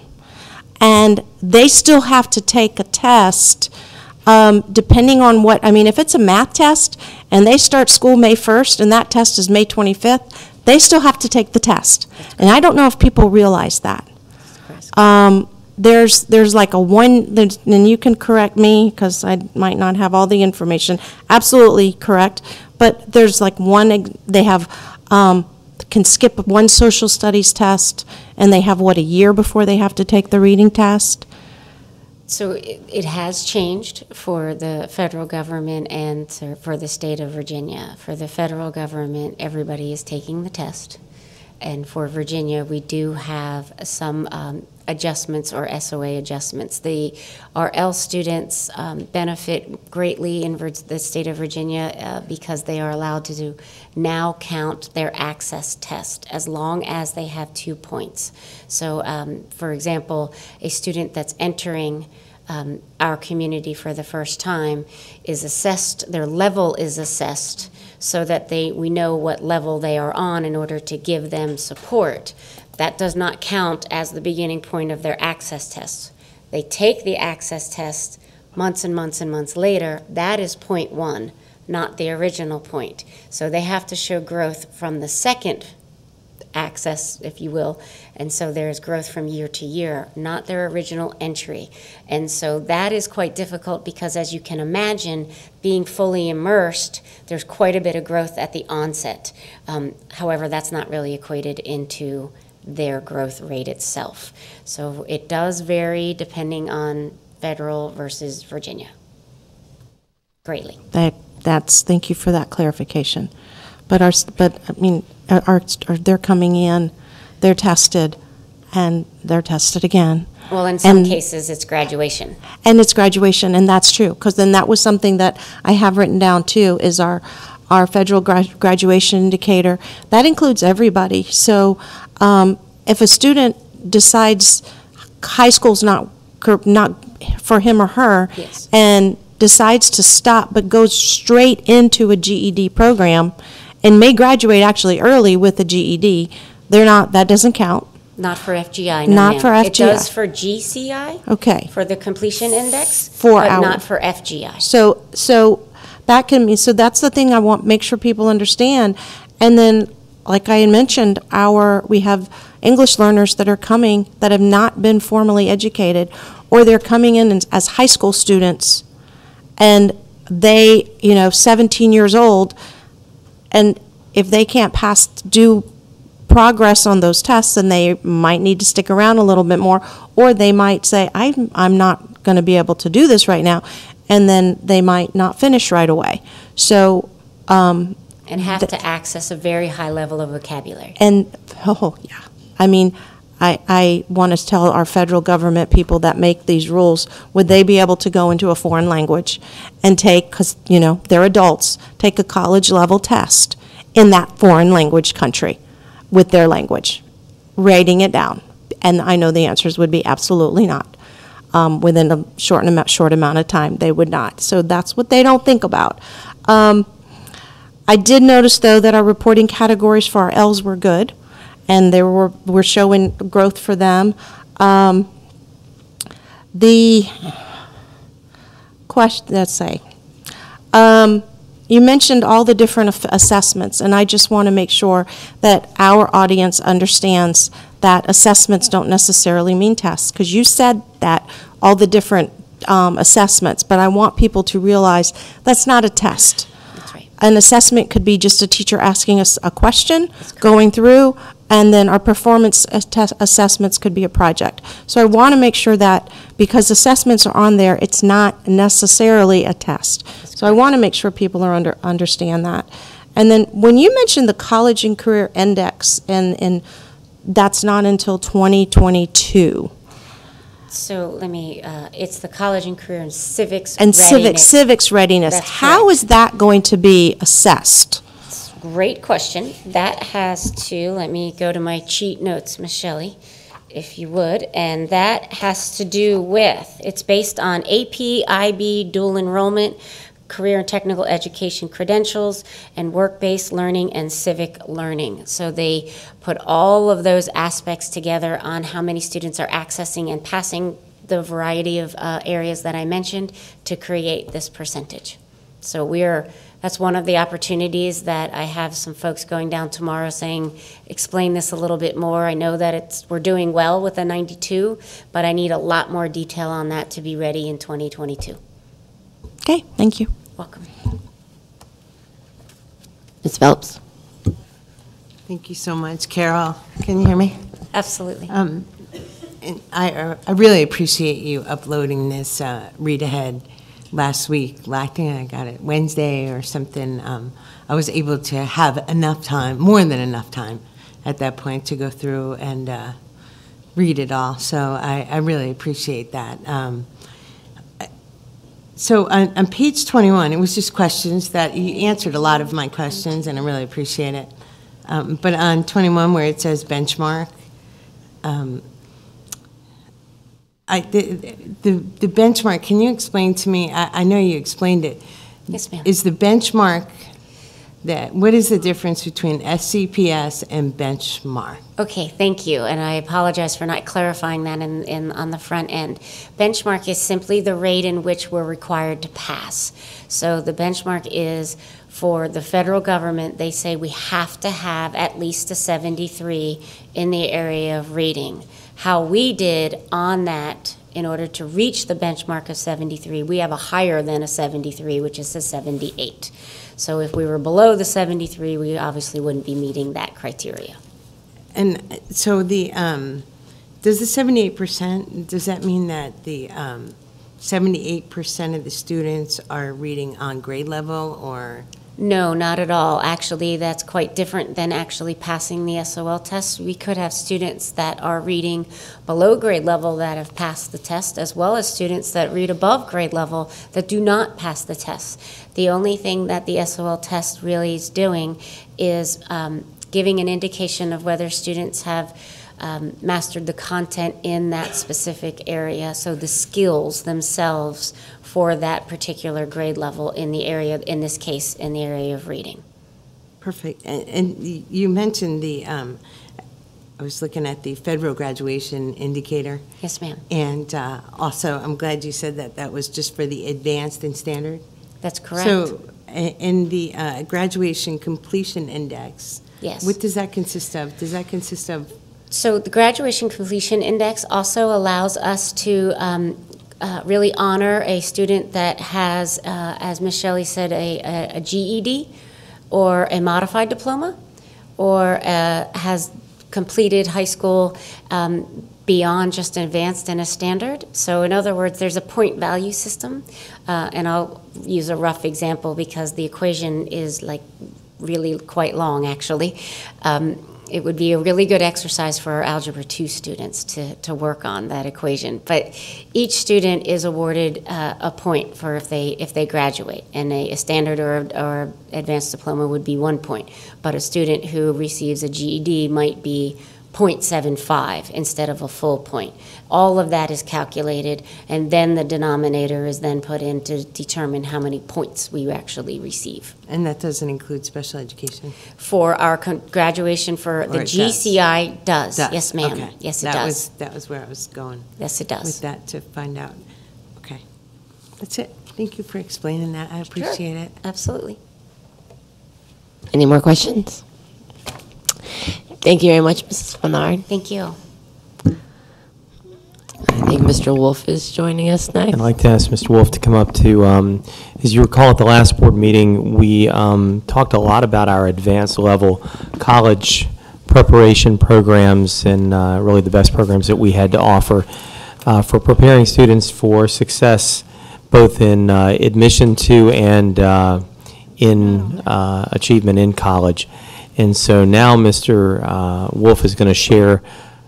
Yeah, so I have to keep talking again. But he's going to share pathways to workforce experience, innovation, and opportunity. And really to show for the board, not only do we have courses in CTE, but again, I think I'll use Mr. Braswell's word integration, that career in college in our strategic plan and in what we offer to students is connected, and that many of those pathways are embedded, or one is intertwined with the other, that they're not necessarily separate or alternative tracks. And so as they are putting that together, I just will share with the board that what Ms. Flanard shared with you in terms of a snapshot form and a highlight form, you can anticipate over the next couple of weeks, and even at the superintendent board retreat, that you will receive really much deeper information and more comprehensive information about everything that you've gotten quite a comprehensive view of tonight. So, and I just want to again say I appreciate our principals, and I appreciate that they're still hanging in there tonight and hopefully multitasking during this transition from one presentation to the next. And we are ready, I believe. Mr. Wolf. I think we're ready. So I appreciate everybody's patience as we were getting that going. So this evening, what I hope to enlighten you on and share some information about is our pathways to workforce experience, innovation, and opportunity. So but before I begin, and I don't know if they're behind me because I should have looked as Dr. Baker was stalling for time, but I'd like to recognize some of the folks that have helped sort of provide some of this information and who work with me on a day in and a day out basis in order to support our children. So I have Miss Sue Shelton. So if you could just stand as I call your name. Miss Sue Shelton is our CTE liaison who works very much every day with our students to go ahead and support them through the career and technical education. Miss Emily Hall, our career development counselor. Mr. Tom Mitchell, our supervisor of school counseling. And then, of course, you saw Renee Daniels coming back and forth here a little bit, who also helps as well. So, remembering, reinforcing, and internalizing why we exist as an organization is at the heart of Spotsylvania County Public Schools' mission. For us, we have defined our why as together we prepare our students for their future. So the presentation this evening will go over some key aspects. One thing that I want to talk about, and Mr. Blaine is well aware of this as being a member of the Career and Technical Education Advisory Committee, and I believe Ms. Phelps, who was at the last meeting, had also heard a little bit about this at the same time, so I do apologize if this is old hat for you. But profile of a Virginia graduate we're going to discuss about, our workplace readiness, and then connecting our students to the workforce and connecting our employers to our students. So in order to ensure that our students have the best experience within career and technical education classrooms and labs, we were not selected, we requested a federal review of our career and technical education program. This was a first, according to VDOE folks. So on February 20th through the 23rd, a team of 4 members from VDOE visited our 5 comprehensive high schools, our Career and Technical Education Center, as well as 3 of our 7 middle schools and division leadership to conduct a program audit. Areas that were reviewed include, in the list that you see there, anywhere ranging from our CTE financial reports to our competency-based education records collection, looking at our equipment and our safety, and then the standards of quality and standards of accreditation. And according to the on-site reviewers, Spotsylvania received the most commendations and compliance marks in their experience of completing the federal review, and we were extremely excited about that. Areas that they mentioned were highly visible CTE programs, exemplary chapters of career and technical education student advisories. We have thriving CTE school-based enterprises at all 5 of our high schools and 1 middle school, which is Nye River. Cortland High School, Massaponax High School, and Riverbend High School, their school stores are gold level certified through DECA, and there's about 12 to 14 different criteria that a school must meet in order to receive that gold level certification. Commitment to safety is demonstrated through modeling industry standards. Our professional development opportunities for our teachers was highlighted, not just the opportunities that they take advantage in, but what they deliver. Recognition of legacy projects within the masonry program. If you've had the opportunity to stop in that program over at the Career and Technical Center, you will see what the seniors have done as they leave that program and in the masonry projects that they do, and it's pretty inspiring. Active chapters of Skills USA and job shadowing experiences offered within our career and tech programs, as also compliance in our many of the other areas, the CTE financial report, the CTE advisory board, the CTSOs, and work-based learning experiences and equipment. But as with any audit that occurs, you look to refine areas that need growth, and honestly, we were very excited to hear about the accommodation or the commendations that they gave us, but really we selected them to make our program stronger, so we wanted to hear what their recommendations were.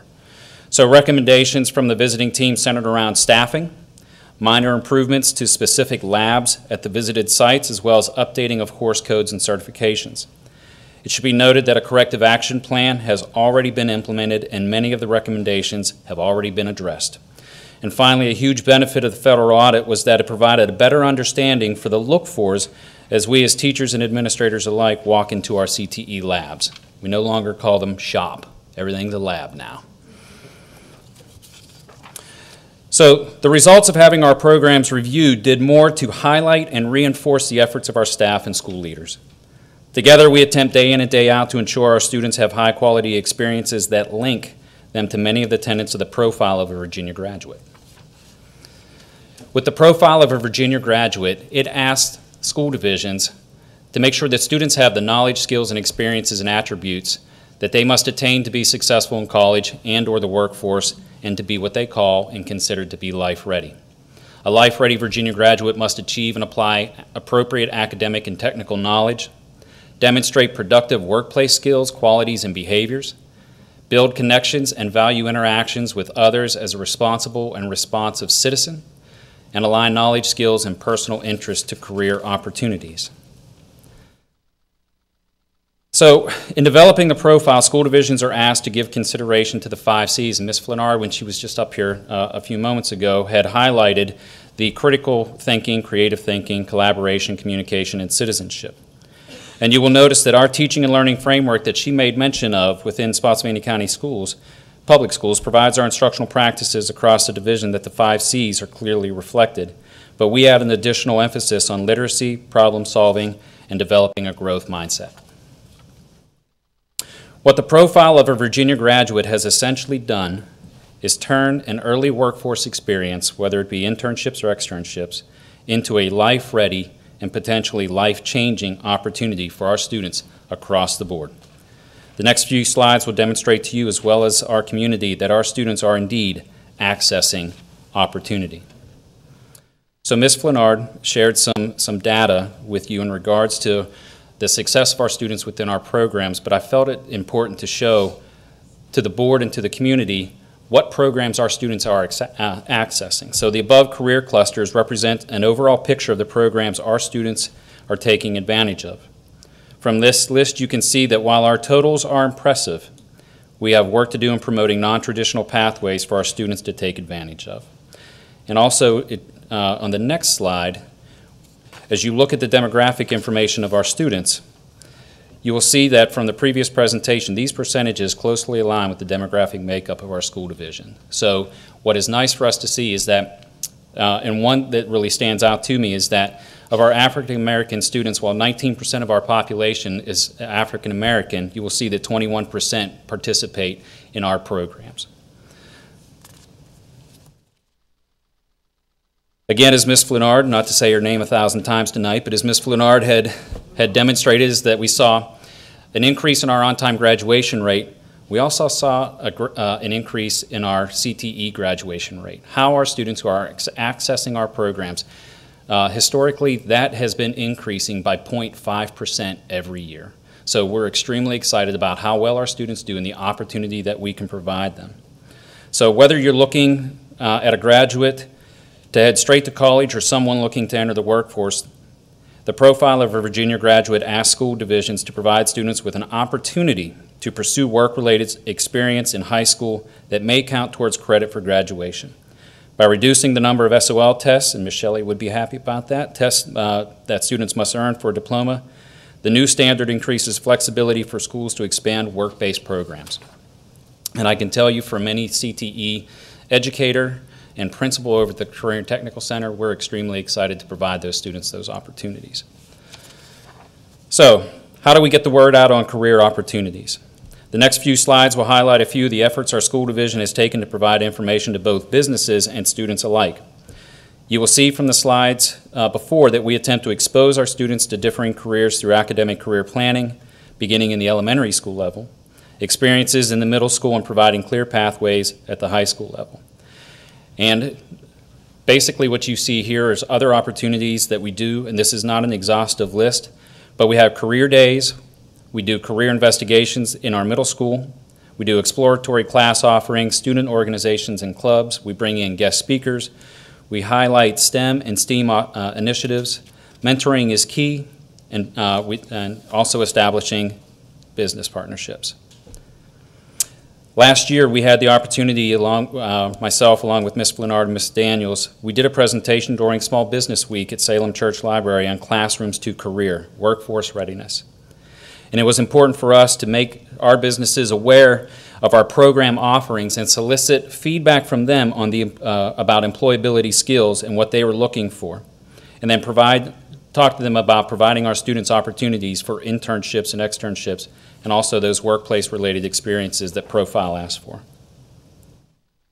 As was highlighted earlier this evening by receiving the National School Public Relations Association Golden Achievement Award, the Get Your Game On event initiated in 2015 and 16 was spearheaded by Spotsylvania County Public Schools Office of Communication and Community Engagement and sponsored by the Fredericksburg Regional Chamber of Commerce Workforce Now Committee. This event has grown to include over 400 high school students annually, those juniors and seniors from the counties of Caroline, Spotsylvania, Stafford, and the city of Fredericksburg. Representations of more than 35 local businesses participating include a variety of trades such as construction, cosmetology, finance, hospitality, broadcasting, medical, nonprofits, and more. Each student participates in 2 mock interviews with representatives from local businesses, and students attend 2 workshop sessions focused on key workforce readiness topics such as customer service and networking, the ins and outs of resume writing, how social media and dressing for success can impact a candidate's hopes for landing a job. Each student participates in an engagement activity focused on crafting their 30-second elevator pitch, and we all know how important that happens to be. Businesses have the opportunity to interview 13 students while they're there, and several businesses and students connected for potential internships and job opportunities. At our Spotsylvania Career and Technical Center, they held this past September 21st their first annual business open house. The guiding question that they asked is, how can we help you with your future employees? I love that question. Invitations were sent to over 200 local businesses to visit the Spotsylvania Career and Technical Center to have an opportunity to meet with teachers, tour our labs, and learn more about opportunities to provide students with internships and, again, job shadowing experience. Although the turnout was not what they had hoped, I'm reminded of a Rocky movie quote since they only had 20 out of 200 show up. It's not about how hard you hit, it's about how hard you can get hit and keep moving forward. Again, I will spare you the impression. Since this meeting, our Career and Development Counselor, Ms. Emily Hall, and Ms. Renee Daniels met with the Chair of the Chamber of Commerce to foster additional opportunities to establish meaningful relationships with our business community.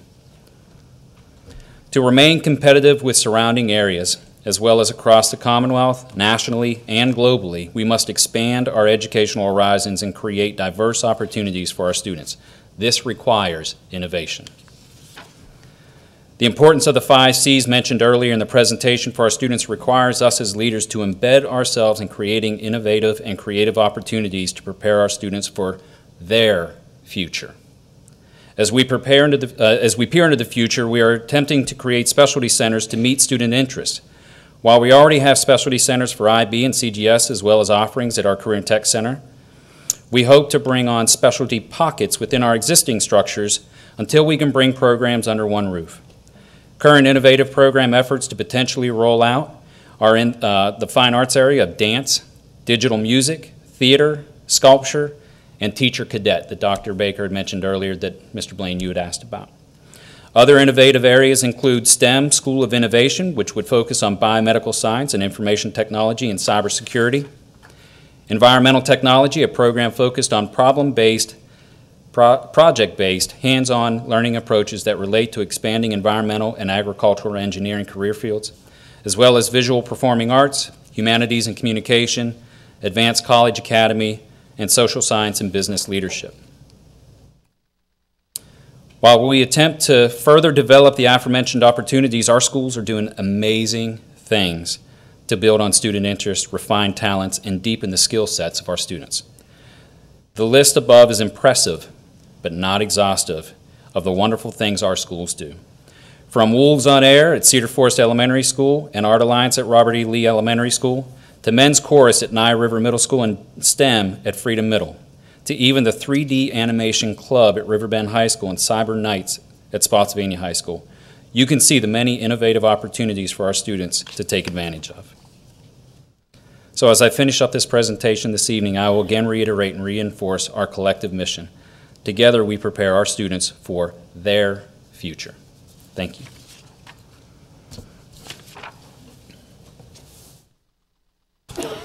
Ms. Shelley. Thank you so much. I know with the profile of a Virginia graduate, there's a lot that's coming at us now with our students with the career readiness, which they need to have anyway. So even without that program, without that. But the internships, and I really like what they just did at the Career and Tech. I'm concerned, I'm not concerned, I'm sad that only 20 area businesses came when we sent out 200 invitations. So I think that's probably what we need to start working on, is getting our businesses involved, because this is their workforce. And I want to make sure that they understand that our students are their workforce, are their future workforce, and getting them in there, getting them into our schools to see what our students can do now can let them say, okay, so we've got students that they can start molding for their businesses, but how to make sure that they understand that is what we need to, I guess that's our next phase, is what do we need to do to make sure that they are aware that we've got the human capital for them. They just need to, they've got their pick. Well, so we need to make sure. That's part of that plugging away that after they held their event, that we just happened to be heading to a workforce conference down in Richmond at the same time, a couple of days later. And that's when Renee was in the car, or Miss Daniels was in the car, and Miss Hall was in the car, and said, let's go to the Chamber of Commerce. So first one out of the gate, but that's a good baseline. We'll just use it as that. Yeah, sure. Anyone else have any questions? Ms. Phelps. Thank you so much for reviewing that. This is my heart's in CT. The career, I guess it used to be called vocational training right. back in the day, and I really like that, the Virginia graduate profile of a graduate or whatever have you. I'm a profile of a technical school education growing up back in the 80s, so it's really close to my heart, and it's impressive what you shared. I was at a meeting with my peers from up in Northern Virginia last week, and they mentioned our career training center. You know, and I was like, yeah, that's right. Yeah, that's us. and so it was impressive to me that, you know, people I've never met before know about our Career Training Center down here. So I was really impressed, and I was proud. And you know, that's a diamond in the rough. And I say that to all my business friends out there and people who do own businesses here in, you know, Northern Virginia, whatever have you.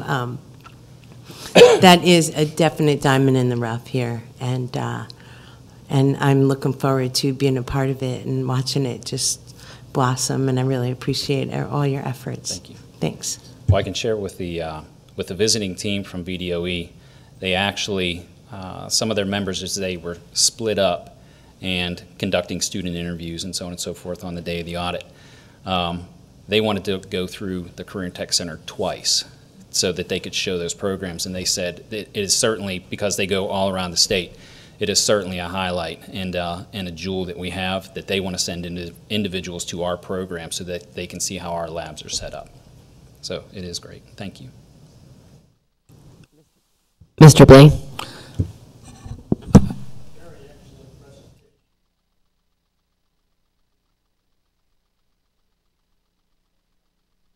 I'm very pleased to have the opportunity to be on that committee. If there's a challenge, it seems to me, as I've talked to parent after parent after parent, is the challenge to get parents who have a second and third grader and fourth grader down in that level, so that they understand what the opportunities are for their kids. And that's, I think, a challenge for all of us, and I'd like to see us emphasize that as much as possible. Absolutely. Any more questions? Thank you. Thank you, Mr. Wolf. I think Mr. Upperco is joining us now. And I believe Mr. Upperco also has a presentation. It's on here. Okay, good, good. I just want to, for the board, and I think you all know this from the work that you do with me and our staff each day, but hopefully you can see that the vision that we have been developing and trying to expand is truly one that is shared and cultivated by some truly outstanding leaders, as represented by Ms. Flenard and Mr. Wolf. And I feel extremely fortunate to work with folks of their caliber, of their dedication, of their heart, of their really 24/7 work ethic. And I think you can see that we do have some challenges, I think, as Mr. Blaine was saying, one of them being that while the state encourages innovation in its policies, it does not necessarily fund the expectations that it has of bringing that innovation to life. And so I think back to Mr. Braswell's earlier questions and comments about thinking forward in the budget, we do have to right now try to stagger meeting needs on what is part of an old system of meeting standardized test requirements and closing achievement gaps, and at the same time trying to make sure that we ensure relevant, meaningful education that translates into skills that, as Mr. Wolf, I think, put very well, make our students life ready. So thank you again to both of them for doing an outstanding job this evening. Mr. Upperco. Thank you, Madam Chairman, members of the board, Dr. Baker and Dr. Martin. As a Redskin fan, I'll keep it brief because I know some of us might want to make it to the second half at least. But at any rate, just thought I'd throw that in there. I know it's Monday night. I did want to give you an update very briefly on the Massaponax redistricting effort. As you recall from last week, we talked about the establishment of a building utilization committee. It has been established. The membership includes Sean Hockaday, Director of Maintenance, Kenneth Forrest, our Director of Transportation, Phil Traer, our Director of Finance, Dr. Joseph Pisani, Principal, Massaponax High School, Dr. Cliff Conway, Principal, Cortland High, and Dr. Amanda Hester, Principal at Spotsylvania High. I will say that Dr. Conway is a very honest man. He told me he wasn't really a doctor, but I know he played one on TV, so I went ahead and put him in. As far as a starting point, and I think we reviewed this or mentioned this last week, but just one more time, where do we start? Well, The Building Utilization Committee starts with a reexamination of the high school capacities that were referred to in Mosley Architects' Planning the Plan study, and we focus on design capacities versus program capacities. We'll review the GIS scatter graph that identified areas from which to start to explore when starting the high school redistricting process. As far as our enrollment analysis, you won't believe this, but our actual enrollment from October 1, 2018, as compared to last year, October 1, 2017, is actually about 140 fewer students. Massaponax High School's enrollment is actually about 10 fewer than it was at this time last year. And our actual enrollment from October 1, 2018 is approximately 200 students below what we projected in last year's CIP. So I want to make it very clear that we are working in conjunction with the planning department in the county. I've had the opportunity to meet with the director, and we've received an update on new residential development, and we have an additional meeting planned with Mr. Trayer, myself, and Mrs. Parrish I think next week. I'm not sure, quite frankly, the specific date. Ms. Replica, would you clarify for the board when you're talking about enrollment to specify that you are talking about pre-K to 12 enrollment that also includes speech and language? If you could just expand upon that. Sure. So that it's not just students in our elementary, middle, and high schools that you're referring to. Yep, thank you. Blitz right through that. Our enrollment would include our preschool special education students and programs, our Head Start program, our VPI program, and we have to deduct about 56 speech students from our total enrollment numbers because we don't get paid for them in the same way. And they typically meet once or twice a week, so we don't get to count them as a full-time student.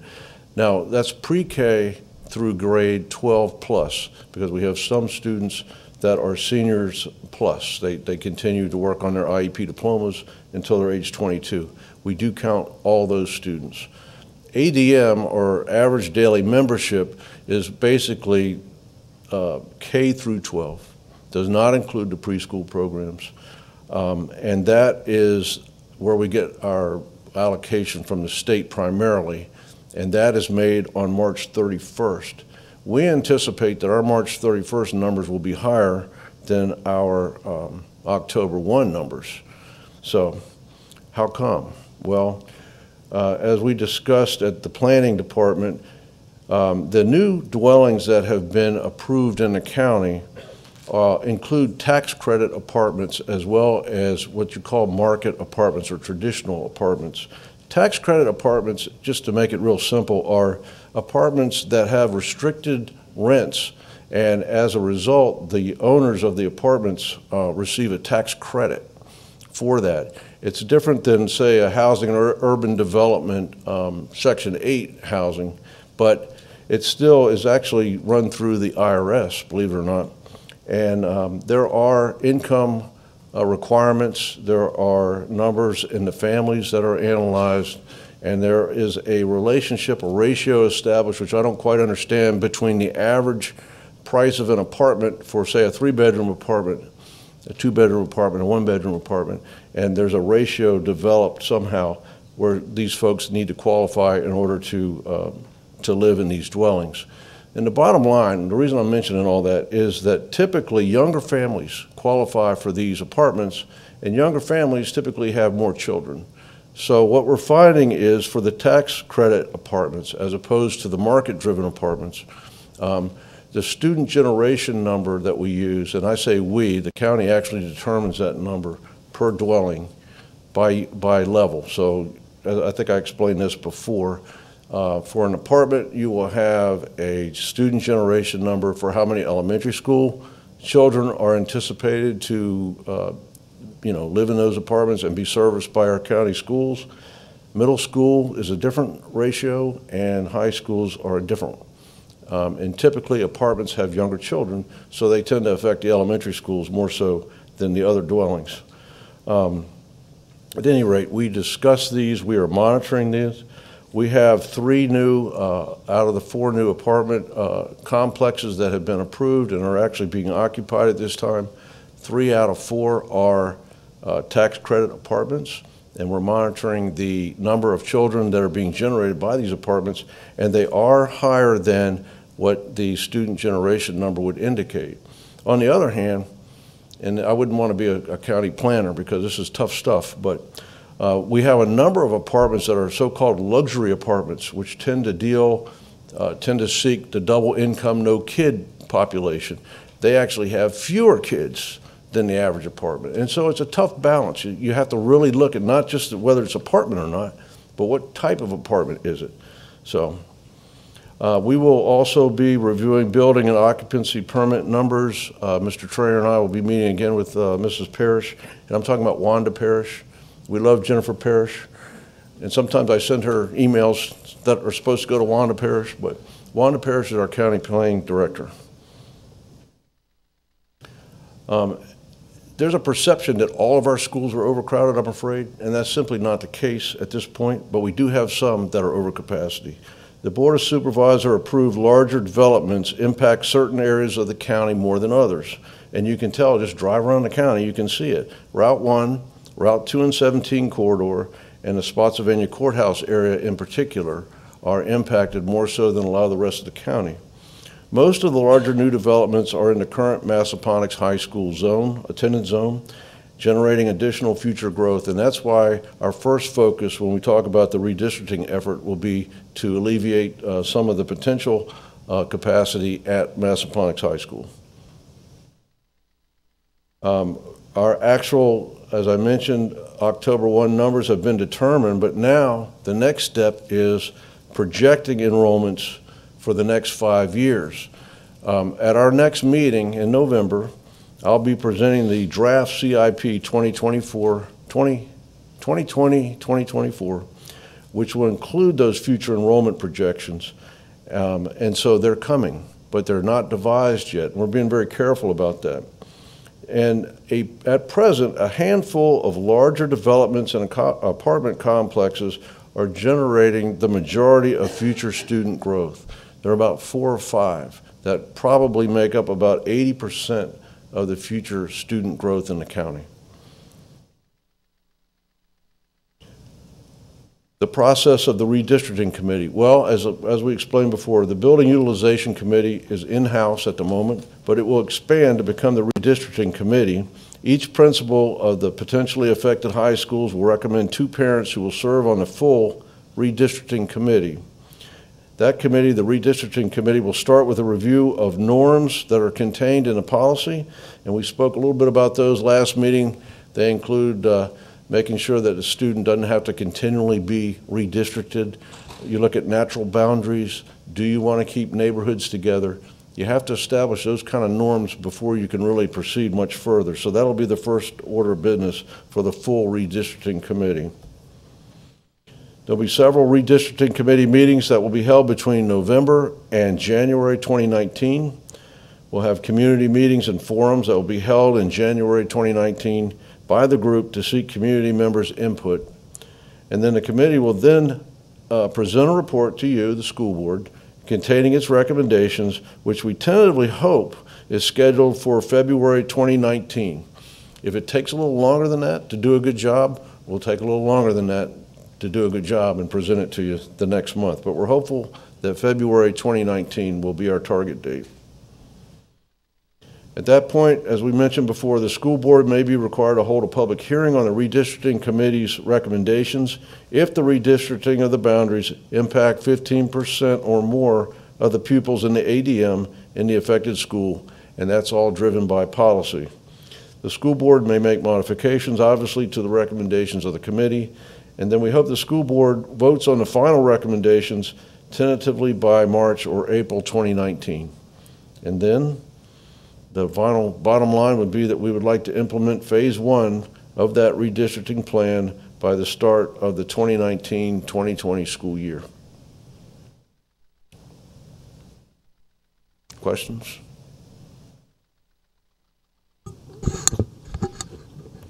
Who would like to start? Sure. Thank you. That was very thorough. I appreciate that. What's funny is I was writing down questions, and then the next slide you answered them. So I appreciate that. But you had mentioned that the apartments, because I was at the supervisors meeting at their last meeting when they approved another development, and they did talk about their projections for the apartments were lower than the actual numbers. And I do appreciate that they asked us for the actual numbers of our students that were living in those apartment complexes. So I applaud the county for reaching out to find out about those numbers. But what somebody said, and I know this isn't our CIP yet, but that's coming. And because we are doing the redistricting, and a lot of it has to do with the development that is happening in Spotsylvania County, so more growth for us. But they were saying that when a developer comes in and they proffer out the roads, or they proffer out just whatever they have to, that they proffer, they're looking at the CIP to proffer. So my question is our CIP does have future schools. We have site plans. We have expansions of Thornburg, which is in that area of where a lot of the growth is, but they don't look at the schools' CIP. What they told me was the schools doesn't have a real CIP, and that kind of concerned me because that was the words that I was told. The schools don't have a real CIP. So what do we have? Do you understand why our CIP is not looked at? Because since we're talking about attendance zones and our redistricting plan, it has to do with, we have to do it because of the growth in the area. Why is our CIP not considered a real CIP for the county's purposes? Let me just interrupt because no, I just know that Mr. Upperco, he and several folks work very hard on the not real CIP plan. And one of the things that I just want to make sure is, sorry, the mic is, I want to make sure it's real clear. Our capital improvement plan, especially what is within that 5-year window, and hopefully the board can appreciate this, has to be both things that were approved by the current bond and things that are funded by the current bond.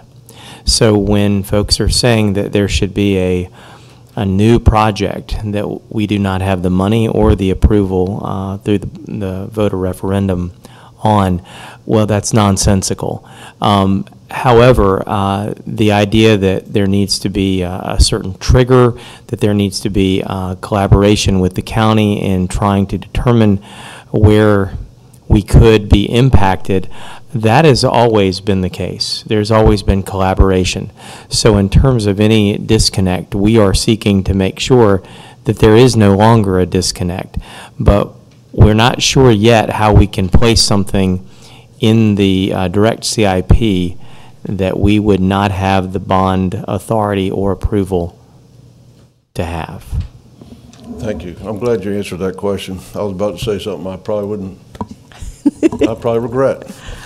But I would say, and I did ask Wanda Parrish directly, and exactly what Dr. Baker said is true. About 3 years ago, they redid the entire proffer policy at the General Assembly. And they made it much more difficult to be able to set forward before projects are articulated. They made it very difficult for the schools in the county to be able to establish certain proffer guidelines. So they changed them all. So in essence, as Dr. Baker said, if we don't have the money already identified, for example, let's say we want a new high school. If we don't have $120 million in authority sitting there, and we can't necessarily, because they're not built yet, tie, say, Palmer's Creek to what that impact is going to be to that particular project, then we can't ask for a proffer. So, yeah, we don't have the authority, and it's a very real CIP. I know, And because whoever has I've a seen problem it. with they can come call me if they'd like to. No, and Okay. I did say something when I was told it wasn't a real CIP. I defended I'm you sure you big did. time. Thank you. And wanna one shut of up now. we're talking about a lot of the building happening out in the Massaponax area. There is some more building coming out in the Chancellor area, right along Old Plank.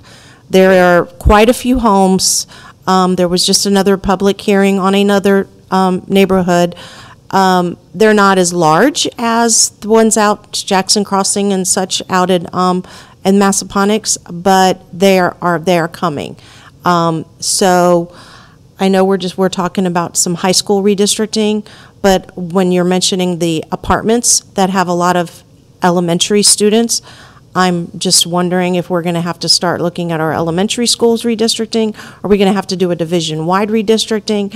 So I'm not trying to overwhelm you right now. I'm just saying there are some things That's all that right, we I can may have to retire. look at. Don't retire, not yet. No, So but these as I are said just last week, questions. Or last month, this is phase one, and we do envision a phase two that's going to be more comprehensive. We have to look at our middle schools. We've got Spotsylvania and Battlefield Middle School that right now are over design capacity. We have new growth in the courthouse area, which right now, most of those students would go to Spotsylvania High School. So you're absolutely right. The new Keswick apartments were approved, and they will, if we don't make a change, they will go to Spotsylvania Middle School. And they are located behind Spotsylvania area out there. So you're right. It's more than just this area here. This is the most immediate. When I say here, I mean Massaponax area. But yes, I think your point is very well taken. Thank you so much. Any other questions? Mr. Blaine? Just to say you really laid out a lot of work for us. Thanks a lot. Sure. I'll be coming back for more too, probably. Thanks. Anybody else? Ms. Phelps? Thank you, Mr. Epico. I know this redistricting it might be a painful, or it will be a painful task for you. However, I do know that we need to right the overcrowding situation and make things fair and equitable within our division. So I had a couple of questions. So this phase one, Cortland, Massaponax, and Spotsy Highs, I noticed they're the only ones that are being presented.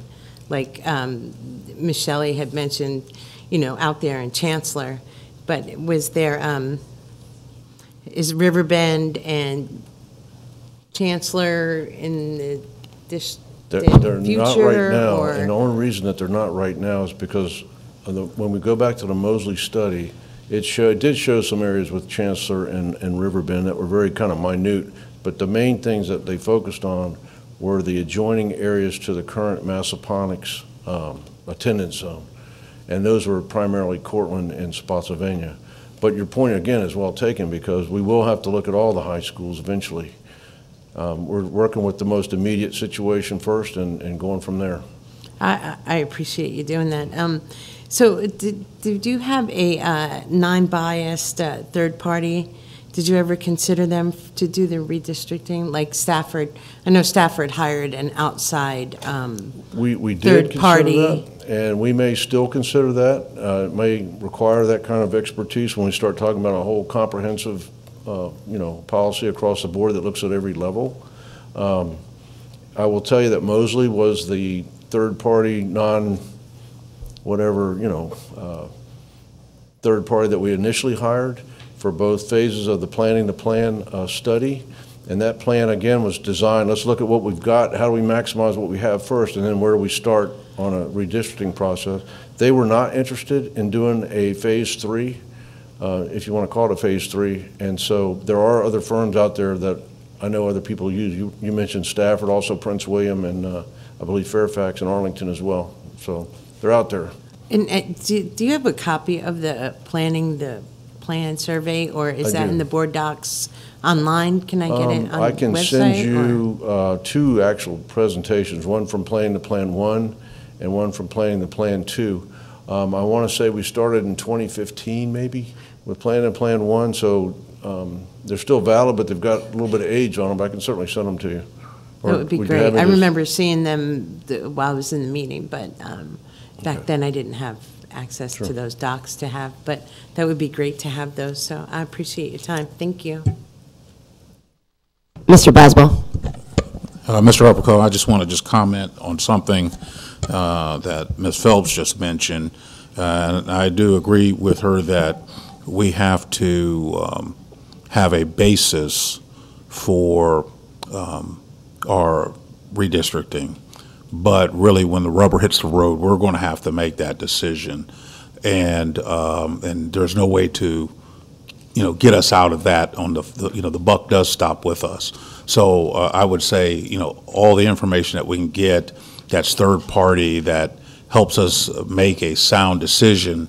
But in terms of developing the course of action and making the decision, I believe that that's something that we're going to have to do. And, I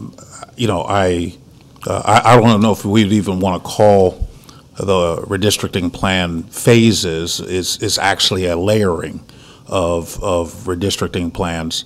And I would just say that to help reduce the human element of rancor, we may need to have a plethora of grandfathering so that we can navigate this process. Thank you.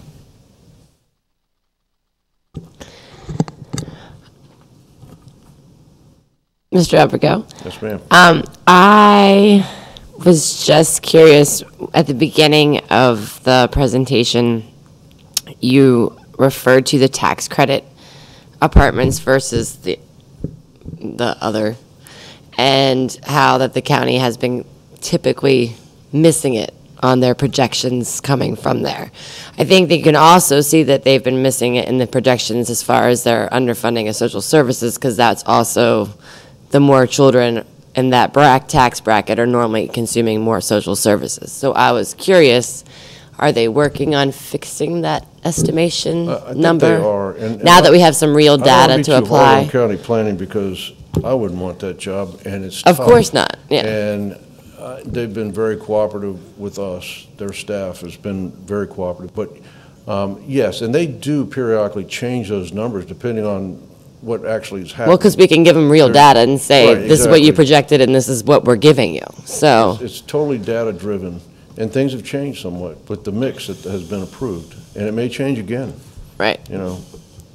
I was just making sure that they were on top of that. Any more questions for Dr. Baker? Board members, if I might, I just would like to share at this point that we are going to be sharing even more data with you regarding not only the Mosley study, but I think it is time to go down memory lane, especially as we're considering different courses of action. One being that 10 years ago, and I'm not looking at anything, but I think I've looked at it enough now to know that 10 years ago we had more students in our school system than we do today. And yet, I think sometimes what fuels not only dialogue and actions are perceptions. And so I am going to encourage and provide this board with hopefully so much data that we won't have to entertain misinformation or misperceptions. I would like, as the superintendent of a school division that relies on a per pupil methodology for its funding at the state level, I would like to see mild to moderate growth in our school system every single year. But the fact is that we have not grown over the last decade as a whole school division. And even in the Massaponax area, where we know it's coming, it still has not arrived yet.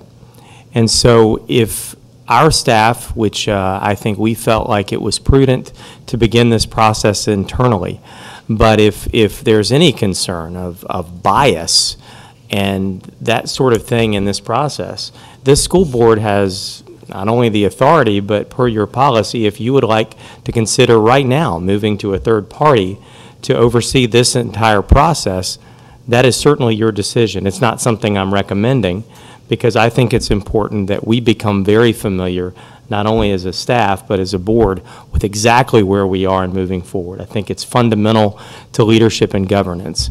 But if at any point, I do not want to see our staff expend, which they are already doing, countless hours trying to navigate what is a very challenging process with no real easy answers and solutions, and some of which might have the feel of being short-term.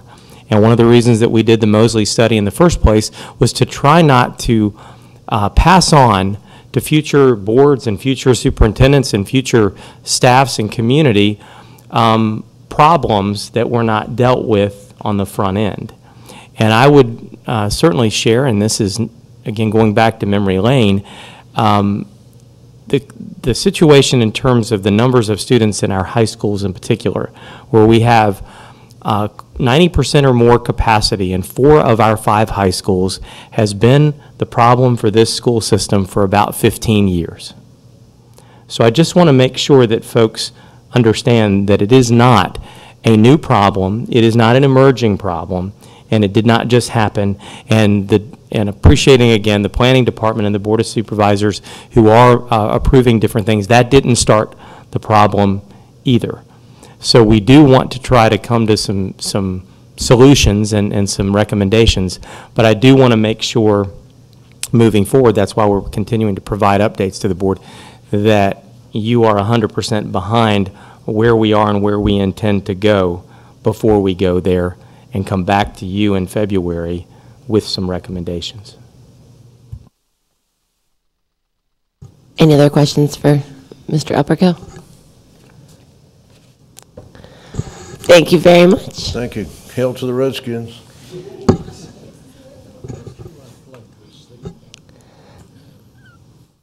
That brings us to items 14, action items. And we need to start with Mrs. Gaines to give us budget amendment number 4, approval of FY 2018 CIP, the real one, rollover, into FY 19. What a hard act to follow. Good evening, Madam Chair, school board members, Dr. Baker and Dr. Martin. Thank you for the opportunity this evening to present to you our annual CIP roll forward budget request. You should have a document in front of you that's copied on yellow paper. So now that you have that in your front of you, after consideration this evening, these funds will be loaded in munis, as these funds do not require appropriation by the Board of Supervisors. As you are aware, CIP funds have a lifetime or rollover appropriation. Also, as a point of clarification, this is budget amendment number 4 for 2019. Budget amendment number 1 was the Bridges Grant. Budget amendment number 2 was the state budget amendment. Budget amendment number 3 was a categorical transfer from maintenance to transportation, and now we're at number 4, the CIP rollover. This evening, we are so excited that we're in the process of closing our books for 2018. And I want to give kudos to our Director of Finance, Mr. Traer. He's done a wonderful job. In doing so, out of $28.3 million of FY18 CIP funds, we only have $3.9 million to roll over.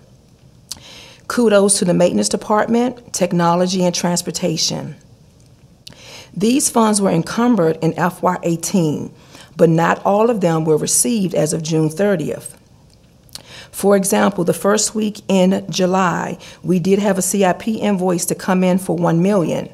And according to the accounting rules, I had to pay this bill out of 19 and not 18.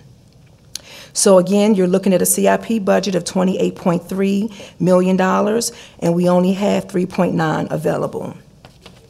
In meeting with the staff, this is how we're proposing that these funds be spent. Keep in mind, all of these items were already previously approved by the board, as they are included in your 5-year CIP. So the first one, you're looking at your maintenance funds, $2 million for replacement bleachers, safety and security to include finishing the front entrance projects, athletic storage building, and to begin installing turf at 3 of our high schools. The second part of your worksheet is Section 2, which is technology. There you're looking at 1.1 million. These funds are for cameras, servers for the cameras, safety, a VIP project, and also the completion of Munis come January 2019. And then finally, Section 3 is transportation, about $730,000 there. And we want to use these funds to purchase about 6 to 7 buses that will be fully equipped with air conditioning. Our goal is to have a fully air-conditioned fleet. So tonight I present to you $3.9 million. We'll be happy to answer any questions that you might have. We have a motion to approve the recommended CIP carryover allocation. I would like to make a motion to approve the fiscal year 2018 CIP rollover. Motion by Ms. Shelley, I will second that. a second by Mr. Blaine. Ms. Shelley made a motion to approve the recommended action to approve the carryover recommendation.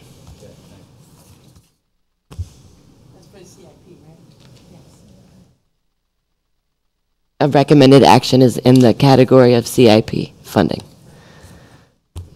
We are on that topic in our agenda. Any discussion? All those in favor? Aye. Any opposed? Motion carries 6-0. Okay, thank you. Thank you, Mrs. Gaines. That brings us to budget amendment number 5, approval of the 2018 proposed operating carryover uses. Thank you so much. As presented before you this evening, you have this on board docs, budget amendment number 5, which deals with the operating carryover. Just a couple points we want to make here first. Number 1, when you look at an operating budget of $274 million, the carryover amount is about $3.9 million. But the main point that we want to make here, of the $3.9 million that you see, a lot of this is due to revenues that came in above and beyond what was predicted. So for example, because we did see an increase in student enrollment in 18, 1.4 of this is additional state funding. Right. Okay. Should be state out. Then there's additional $300,000 in Eat Rate funding. So if you were to back out $1.7 million, you're really looking at carryover of $2.2 million, which has been very consistent with what we've had in previous years. So that's point number 1. Point number 2, when you look at where we are, I have provided you with the categories of where the funds were remaining. Keep in mind of that 3.9, 1.7 of that is really additional revenues. So the other 2.2 really is coming from lapse funding. We had certain individuals that were hired. When they were replaced, they came in at a lower salary. So now what we're attempting to do is to take those savings and now put them into one-time purchases. These funds cannot be used for reoccurring expenses, only one time. So let's walk through some of the requests that you see before you. The first item that you'll see is a Commonwealth Governor's School. $2,039. We basically received $1 million in state funding. Of this $1 million, only $2,039 was not expended. So they plan to use these funds for supplemental supplies and technology maintenance and upgrades. So we're required to give those funds back. It's restricted. The next one that you'll see will be restricted is technology purchases coming from the E-rate grant. $294,639. Again, these funds were collected. They are restricted. We're required to give them back. The next one that you'll see is about $1.9 million in curriculum and professional learning. You did hear the very elaborate presentation this evening, accreditation and accountability. In order to make sure that we have the resources needed for student learning, this 1.9 is critical that we make this investment. Then you'll see high school transportation supplement. As you know, many of our schools, they're great when it comes to the athletics and the academics, so therefore we have to make sure we put additional funding there. Right now, they do receive $41,000 a year, but in many cases that is not sufficient. Then you have $100,000 in the maintenance department for student and teacher furniture. Keep in mind, this $100,000 primarily was money that was not spent as of last year, so we want to give those funds to the maintenance department because we ran out of time in making those purchases. And it's my understanding that the requests that have come in from the schools in this year is twice what it was last year. So it's imperative that we get those funds to the schools for the furniture. Then you'll see $20,000 in public information print shop. The goal here is to replace 4 pieces of equipment. This is going to allow our print shop to become more productive in working with our schools to turn around projects. The next one you'll see is $10,000 for human resources. Here we're looking to spend about $1,000 in professional development, $3,500 in materials, and $5,500 in recruiting. The next one is school-based allocations. Here we're looking to spend about $300,000, sending them back to our schools, about $13 per student. And in talking to the principals, they are in need of these funds very soon. The next one is one-time classroom materials and supplies. As you have recalled, we've had numerous situations where teachers are using their personal funds to buy things for the classroom. So we do want to go ahead and put $250,000 into the instruction area so that they're not doing that. And then we have one-time tuition reimbursement. Many years ago, back in 2009, we did have a tuition policy, but due to the budget constraints, it was eliminated. So again, here today, we're looking to put back in $500,000, but keep in mind, it's first come, first serve. Once the funds have been depleted, then the funds will no longer be available. This is a one-time request. And then lastly, we have other post-employment benefits. As you know, we do have a trust fund. There was a GASB put in place almost 10 years ago, which basically states school divisions and government agencies are required to show their liability of their GASB on their financial statements. We're not required to fund it, but it is recommended that you do. Based on the recommendation coming from Bolton Partners, our firm, they're recommending $19 million a year be set aside. Now, we understand that that is not feasible, so therefore, in working with the local finance board, we are recommending, though, that a certain percent of the carryover each year will be placed into this irrevocable trust fund. So tonight, I do present to you a total of $3,877,402 for your consideration. Be happy to answer any questions. We need a motion. I make a motion to approve Budget Amendment 5. Motion by Mr. Braswell to approve Budget Amendment number 5. Questions first, or no? We do the motion first. Motion first, as always. Second. Second by Ms. Shelley. Any discussion? This is when you ask questions, Mrs. Phelps. Are you ready? Yeah, I'm ready. Ms. Phelps. Thank you for calling on me. Thank you, LaShawn. You're welcome. I had some questions here that I did write down. I got this on Friday at 4:15 in the afternoon, so pardon me if I really don't know how to spend $3.8 million in 2 days. I'm just saying, I've done the best research that I could in 2 days over the weekend to go through it. So I just want to apologize if it might seem like I don't know what I'm talking about. I didn't do research, but I did, and I'm doing the best that I can, spending somebody else's money.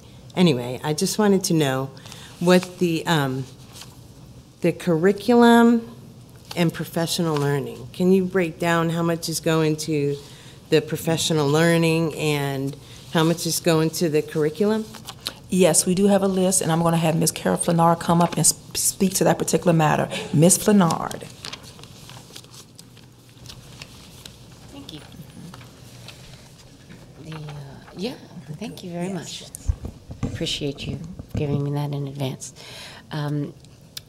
When we think about the term curriculum and professional learning, curriculum is a very large word, and so we're talking about really the resources as well as access to resources. So it may not just be a textbook in and of itself. It could be resources in any way, shape, or form that support our students. So we are looking at potentially looking at a new K through 5 science textbook adoption series. And these are really estimates because we would have to start the curriculum development process according to the board policy, which means we would gather groups of teachers together, look at various vendors, see which materials would best fit our needs as far as our students. So we do have to estimate as far as some purchase prices, because certainly we want to get what is best for our students as well as aligned to the state curriculum itself.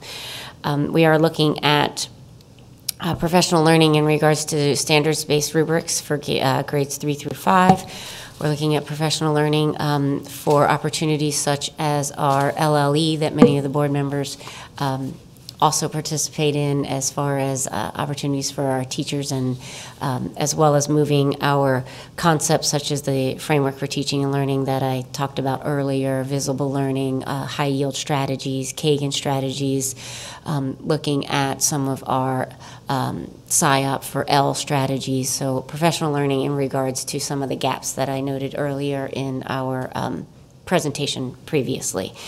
Also looking at potential reimbursement for our testing at the high school level. We unfortunately lost that a couple of years ago, and so we are looking to support our economically disadvantaged students with some of the high school testing that is required, whether that is AP or dual enrollment or IB, looking for opportunities to reimburse our students for their success. Also looking at potential support for some of the arts programs that is considered curriculum resources as well, looking at potential textbooks for journalism, looking at also PBIS materials. If needed, we also have the potential for the ILIT curriculum for our middle and high school Ls, as Ms. Shelley noted earlier, when our students are coming in at the secondary level, we do need additional tools and resources to support their learning and their vocabulary. So that's to rattle off a few items for you, but again, those are estimate numbers, because we would certainly have to go back out and see what all of those items specifically cost. Specifically cost, so that we could use that money to the fullest extent. So there's no category line item backup documentation to go with this? Yes, there is. Okay. Let's see, what else did I have here? Oh, the high school supplemental, that was for the sports after school? Yes, ma'am. In terms of the transportation, when we're having to transport them to their different games, absolutely. And depending upon how long they go in a season, that $41,000 we found in many cases has not been sufficient.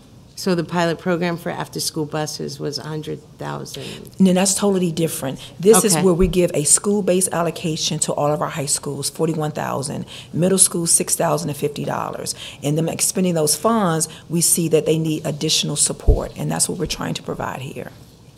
And the $28,000 for public information, I guess print shop, that's for paper and ink and... It's primarily for 4 pieces of equipment, and what's going to happen is when you replace that equipment, it's going to allow us to be more productive and get the jobs out sooner to our schools. So it will allow us to be more efficient. So those funds are needed in terms of the investment. So you did mention the budget amendment number 2.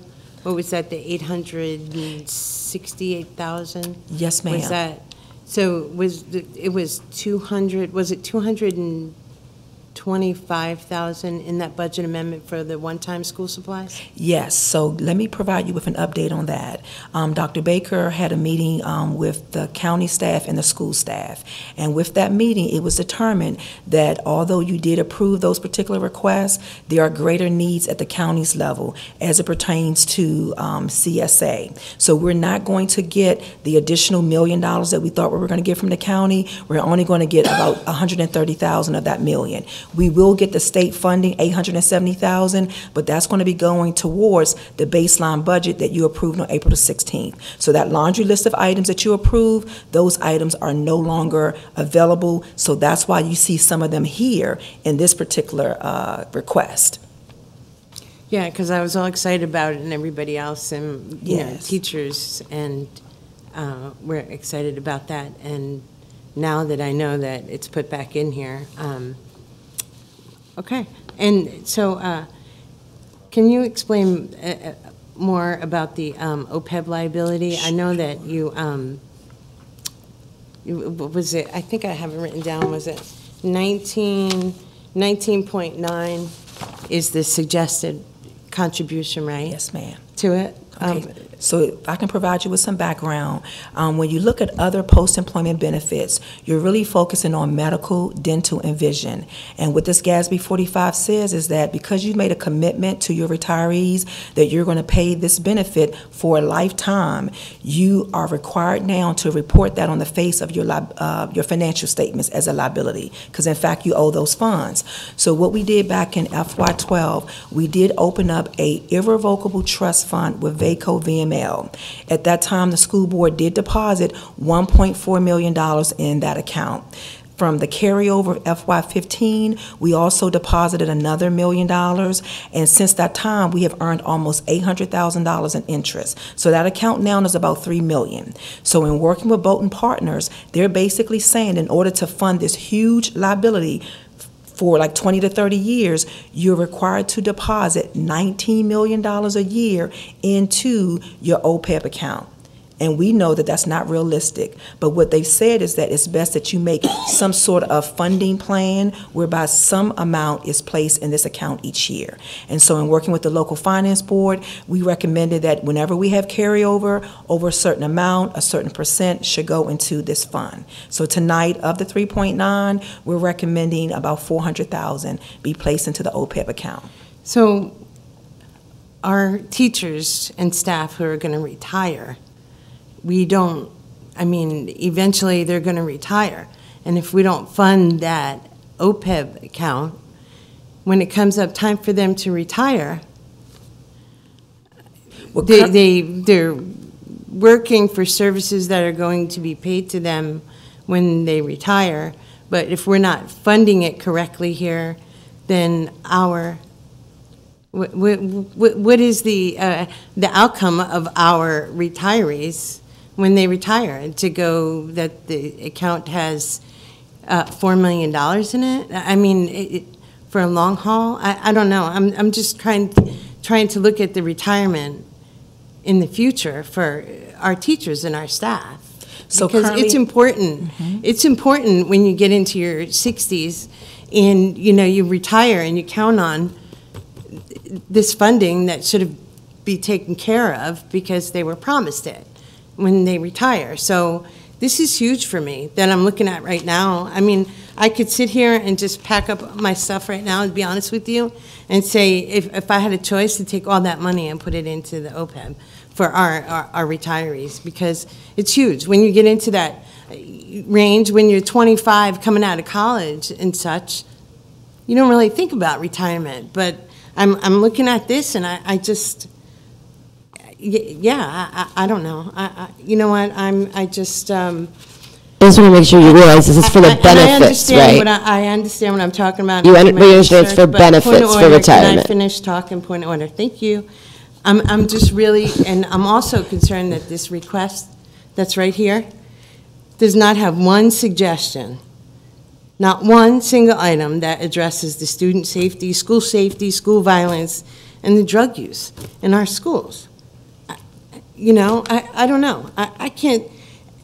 It's for an example. My husband spends $1.8 million of his boss's money.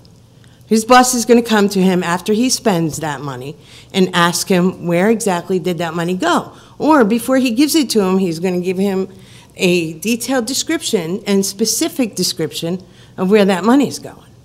So I don't know. I just can't defend on spending the our Spotsylvania, the hardworking citizens of Spotsylvania County's money without specific, itemized list of where their hard work and taxes are going, and to not go into the OPEB for our retirement for our teachers and our staff. And that's for me, and that's all I have to share. But I appreciate you. Bringing this up, and the work that you put into it. Thank you. Now, for the public, I do want to clarify a few statements because I don't want any teachers tonight listening to think that their retirement is in jeopardy. That is not true. Their retirement comes from VRS. Their retirement is being funded from investments and from their contributions. What we're talking about today is their benefits. Keep in mind, 75% of our employees sign on to our plan. With some of the changes we made recently, we're starting to see that some of them now are getting health insurance with their spouses or from other sources. So that's number one. Number two, how are we currently funding OPEB? You're currently funding it through your budget. Right now, we have $4 million in our budget for health benefits. So with that being said, every year we funded it for the last 30 years. That's not going to change. But what we're attempting to say is to make sure that we have additional funds and adequate funds. Every year, let's place some additional funds into the OPEB account. So VRS is not in jeopardy, neither is OPEB. Then why would where's the 19.9 million annual come from when we only have 4 million in it? Okay, let me explain that.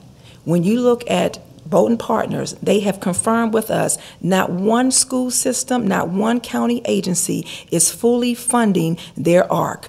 It is unreasonable, it's unrealistic. So what they're recommending that you put some sort of percent into your OPEB, because when you do that, you're earning interest. When you look at an example, we were able to put in our account $2.4 million for the last 3 or 4 years. We now have earned $800,000 in interest. So it is advantageous to place funds in the account, but no one is going to fully fund the ARC. And they do understand that. Again, it's a recommendation, it is not a requirement. I appreciate it. I was looking over, I watched the Board of Supervisors, and that's where I received the figures from, the less annual and the numbers that I have here, the 19.9 and such. So I was watching how they fund their OPEB liabilities, and I was wondering what our stream was to go to to fund it. But I appreciate you explaining that to me. But budget and benefits, retirement, for me, I don't know. Anyway, I appreciate your time, though. Thanks. Mr. Braswell. Thank you, Madam Chair. First of all, I appreciate your breakdown, Ms. Gaines, and I understand the time value of money, and that's what we're counting on, the time value of money. So with that being said, I'll move on. We're a policy body. We don't really want to tell you exactly how to spend every nickel in your budget. If you guys can't do that, then we got the wrong people in place. So thank you for your competence in managing the budgets that we give you. Apparently, there's always carryover funds, and they're have been scrutinized through audits to show that we manage our monies appropriately, and we trust you for it. So I just wanted to say that, and I'm prepared to vote on this budget amendment unless there's any other comments, Madam Chair. Are there any other comments? Mr. Twigg? Yes, you talk about the continuation of money going into that benefits fund. You mentioned the word $4 million. How much per annum are we putting into this right now, this year, next year, and last year? Okay, so what we've done, Mr. Twigg, when we met with the local finance board, we came up with a tentative policy that at some point we were going to bring to the board, but right now we indicated if we have carryover $1 million or less, 5% could go into that fund. If we have carryover between $1 million and $2 million, 10% would go into that fund, and if we have $3 million or more, then 15%. I've been here for 13 years. We've never had more than $3 million, and so here we're just looking at that 1.7 that came in, gotcha, which is an anomaly. Right. So we're looking to put in about 10%. Thank you. Year. Could you explain where the money is now and how it flows and reference the county, please? Okay, yes, sir. Based on the county, it's my understanding currently they do not have an irrevocable trust fund as we do. They do have monies that they place into like a reserve account, but I did share with them my VML information, and they have started to have some conversations with this particular firm. How this money works today, this 3.8 was not expended, so right now it's still with the county. In order to receive these funds, it does require this board to take action to make that request, as well as the appropriation. In time past, there has been years when zero of the carryover was returned back to the school board. But tonight, staff is recommending that you approve the 3.8 and that you request appropriation. Right, and is the county, how would you compare or contrast the county's priority to this question? The county's priority. From ours. From because ours. They have a substantial amount that they've inserted this year on the premise of the question. Well, I would say we have made it a top priority because back in FY11, we created the Irrevocable Trust Fund even prior to them. So that's I do know that they are working on it, but they're not to the point where we are and earning $800,000 or 7% interest rate. So I think they're trying to get to where we are. Check, is finance organization of a company this size capable of projecting the safe zone for this money? Yes, sir. They have 5 different asset managers that they're using to make sure that the funds are spent and invested wisely. And it's a diversified portfolio. And that's where the number 19 comes in? That number comes from an actuarial firm, whereby they look at all of our staffing, they look at our retirees, age, the gender, et cetera, as well as our benefits. And I do want to say, since 2007 and 2009, this board has made modifications to your health insurance policies so that you can curtail the amount of monies that you will be spending out. Right. So you've been diligent. Okay. With all of that said, I think due diligence says that we have to concentrate a little more than we have been on our long-term liabilities. And I think that we either need to, the money that is in the county's hands now, if they award or give that to us, I think part of that due diligence says pay down that deficit, even though we're not looking at a number of 19, we're looking at some number greater than 800,000, I would project. So, and I think that time value is certainly understandable and warranted of cash, but ignoring it is bad recommendation. So that's my perspective, and thank you for the feedback and the clarification. Any other questions? Ms. Shelley? Thank you very much.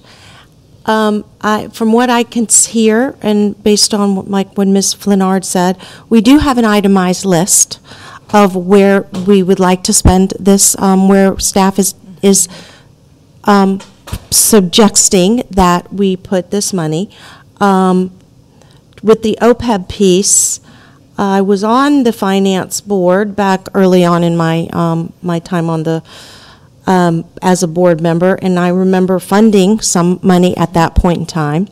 I also remember when the county first put money into OPEB, was either 2014 or 2015. We had already made at least one deposit, maybe 2 at that point in time. And that was their very first time. They'd even heard of it. It was after the findings from the audit. It was, because I remember a meeting, they had somebody come and talk to them about, and that was the first time that they had put money into OPEB. And we had already started ours. So based on what you've said, do we have any concerns of, in the next, let's just start with 15, 20 years of not being able to fund our retirees' benefits? Do we have any concerns? No concern. No Okay. concern. And the key here is that we're recommending that you put some funds, $429,000. You look at a first grader, you only have 1 year to fund that first grader. We have many years to fund this OPEB. The next 10 to 15 years, 20 years, we're solid. Let's give it to the students. That's where it belongs. I agree. We are in the student business.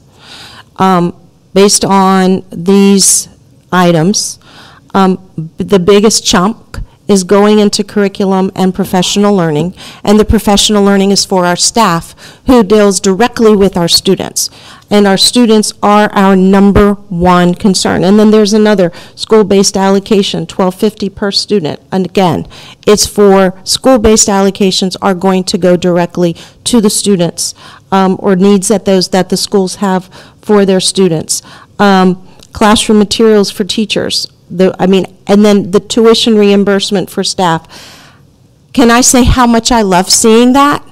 I have been asking for that for so long, and I absolutely love it. That's a huge benefit for our staff, and I think it's going to also help us with if this was something that we could continue in the future, which I would love to see in future budgets, but even for maybe just retention of our staff right now, is they're reimbursed something, and they might not need another class for a number of years. That might keep them here. So I like what you have, what the staff has put on paper for us. So thank you very much for all of your hard work. I know everybody wants to move this meeting along because there is a particular NFL game going on right now. That's pushing time for us to go. But I just want to reiterate, just in case the public needs some clarification, we are not discussing retirement funding. That comes from the state. That comes from VRS. We're discussing post-employment benefits, which are funded without any question at least 15, 20 years. We, as a school board, started the post-employment benefits account, invested with other school systems in our state, and as is found every year in our audit, we are praised for doing that and praised for our responsibility for that. The difference between what the Board of Supervisors is now facing, who is reacting to not being as prepared, versus what we're facing is that they control the cash flow. We, as a school board, do not control cash flow. We only react to that. So there's a big difference there, and as many of the supervisors have suggested, they are going to dedicate a line item in their budget, not in our budget, to contributing to our school liability OPEB, but not saying it should come out of state money or local money for the schools, because we don't control that. That's just a transfer. So they are actually discussing, have already had discussion about it, making that own line item in their books, not out of our books. So that is where it should come from, because we don't control the income from that side. They allocate the income. So it's easier if they just designate the income and it doesn't come through us. So that has been the plan. That's been the discussion. Hopefully, they'll get to that point. But we do not have an issue for any time soon for anyone watching, any teacher that turned it on and is worried. There's nothing wrong with your retirement funding or your benefits. So, any more questions? You know, I just have something to say. I was not, the perception was not to be one of questioning what any funding or future. The questioning was what we're doing with this 3.1 and where it would go. So that is to clarify anybody who turned on the TV out there and are watching this. It's to clarify where our money is being spent now.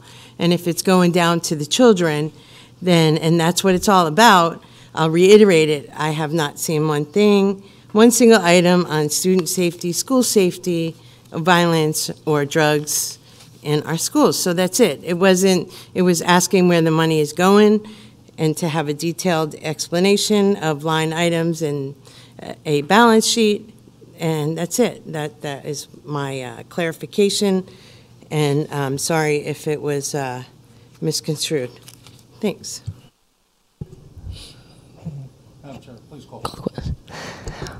All those in favor of approving budget amendment number 5 as presented? Aye. Any opposed? No. Motion carries 4-2. Thank you, Mrs. Gaines. On to 14.03, first reading approval of revisions to school board policies.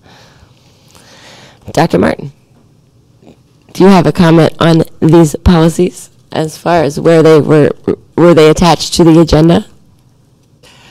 Yes, you all have all of that. It was posted on board docs, and you sent copies of it. Posted on board docs last week? No, well, yes, it was early in this week, last week, yeah. And so just seeking first board. So they were posted with enough time for review? Yes. Okay, thank you. Do we have a motion to approve? Motion by Mr. Blaine to approve the first reading. Second by Mr. Braswell. Any discussion? Is this the first reading of the changes? This is the first reading approval of revisions to school board policies presented in the VSBA July 2018 policy updates. Thank you. Any discussion? All those in favor? Aye. Any opposed? Motion carries 6-0. On to 14.04, the second reading approval of revisions to school board policy BCG, school attorney. We have a motion. I would like to make a recommended action. Mr. Blaine moves to approve the revisions to school board policy BCG. I will second. Second by Ms. Shelley. Any discussion? Mr. Braswell. When I read the changes, in several cases it lists that if a board member is in or is inquiring into legal or for the school board attorney, that they would have to go either through the chair or their superintendent. And my concern is that the superintendent or the superintendent's designee should be deleted from that. I think all requests should go through the chair or the vice chair if the chair is not present. It's the reason why we have our board organization the way it is. A superintendent facilitates for our access to board attorney, but for him to approve whether that action should be afforded to the board, I think is not in his description. That's not in his authority. That rests with the board chair and the leadership that we vote on when we reorganize the board each and every year. So that's my only concern with the current policy, and I'd be curious to hear from other board members why they believe that I'm wrong, or even from our administration as to why they feel that I am looking at that the wrong way. Ms. Shelley? Mr. Braswell, I'm just going to say I agree with you 100%. Any further discussion? Yes. Mr. Twigg? Look, this policy is worth having, and its intent, as I understood and understand it, is to streamline the process, providing due diligence by going through either those two entities, seeing if we can't resolve it internally, which is how we've been operating, at least to my knowledge or in my experience, And Dr. Baker certainly has a lot of in-house knowledge through his leadership staff. And I will be voting yes on this item tonight with the idea that we are, in fact, using this as a streamlining process, which is good, and not to control information. And if I feel I cannot represent my constituents effectively through any attempt at control, then certainly I'll bring this subject to the forefront imminently, and we'll have some more serious discussion. But I trust that this has a good, valid purpose and a good intent, and so I will support it in its present form. Mr. Braswell. Madam Chair, I'd like to offer a friendly amendment to this to approve with the corrections of striking the superintendent from the approval process so that it reads the board chair or the vice chair in the absence of the board chair.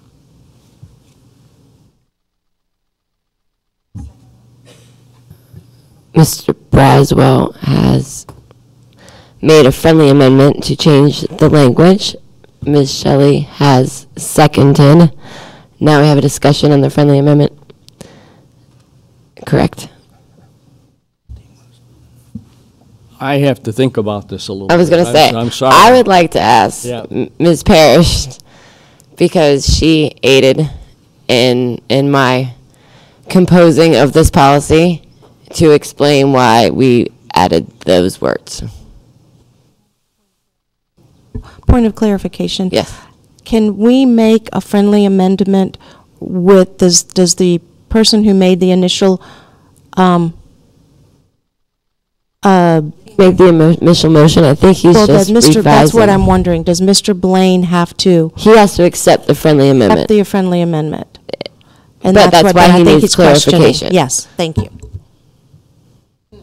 Can we discuss? At this current moment, Mr. Blaine needs to hear from Ms. Parrish, because he was the original motioner. Yeah, I know. I'd like to address him, but it's go ahead.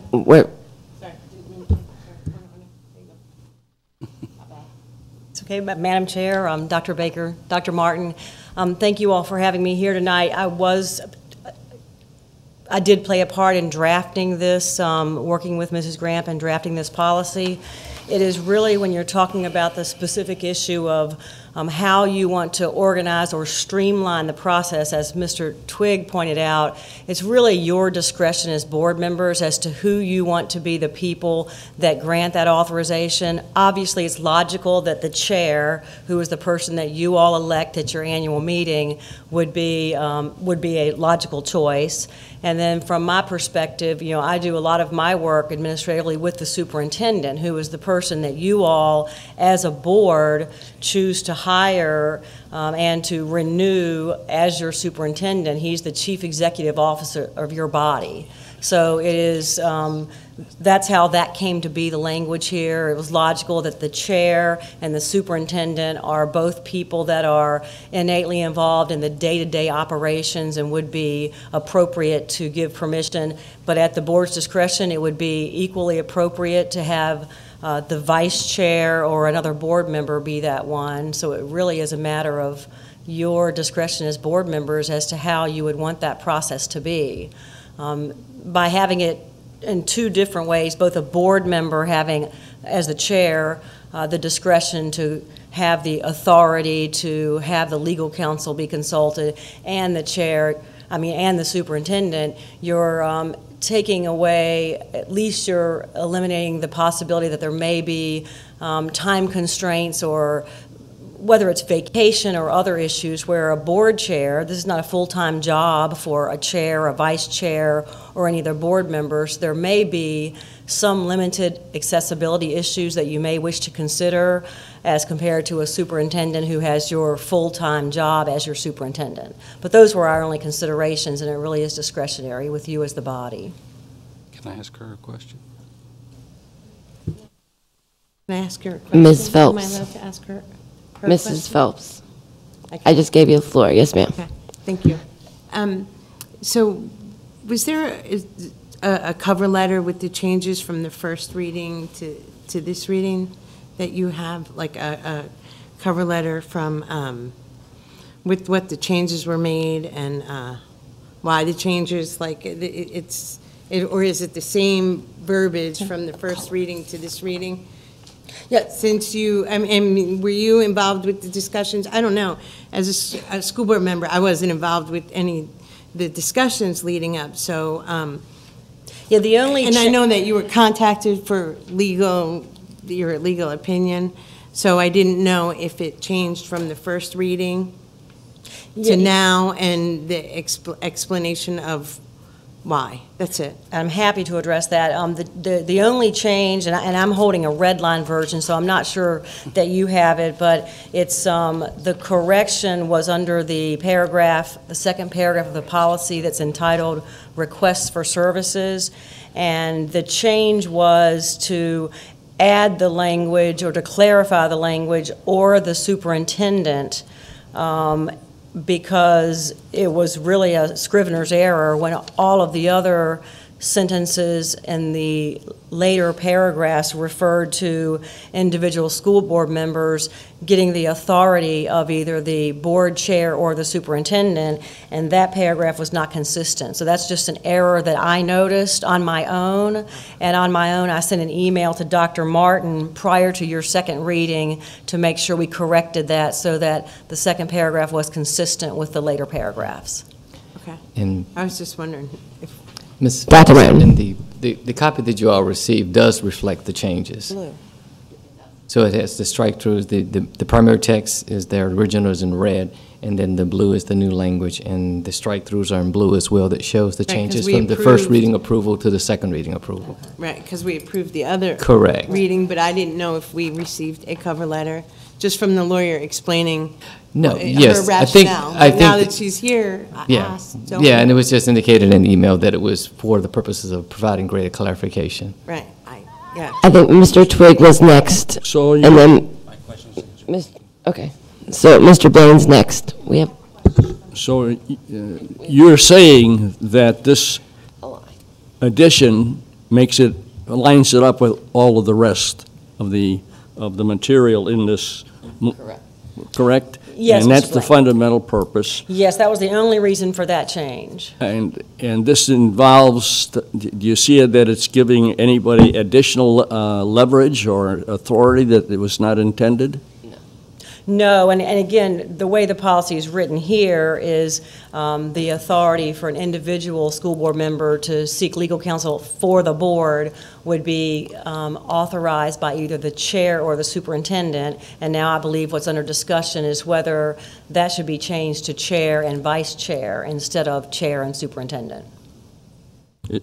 Is that your recommendation? That's my recommendation, that the superintendent does not have authority over the board.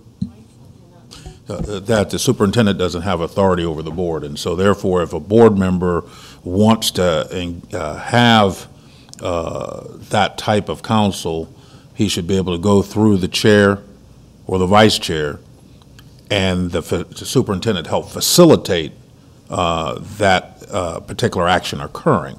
But we elect our own board leadership every year, and our board leadership should be respected and go through it, not have an outside, the superintendent coming from the outside dictating to board members what the use of the attorney should be.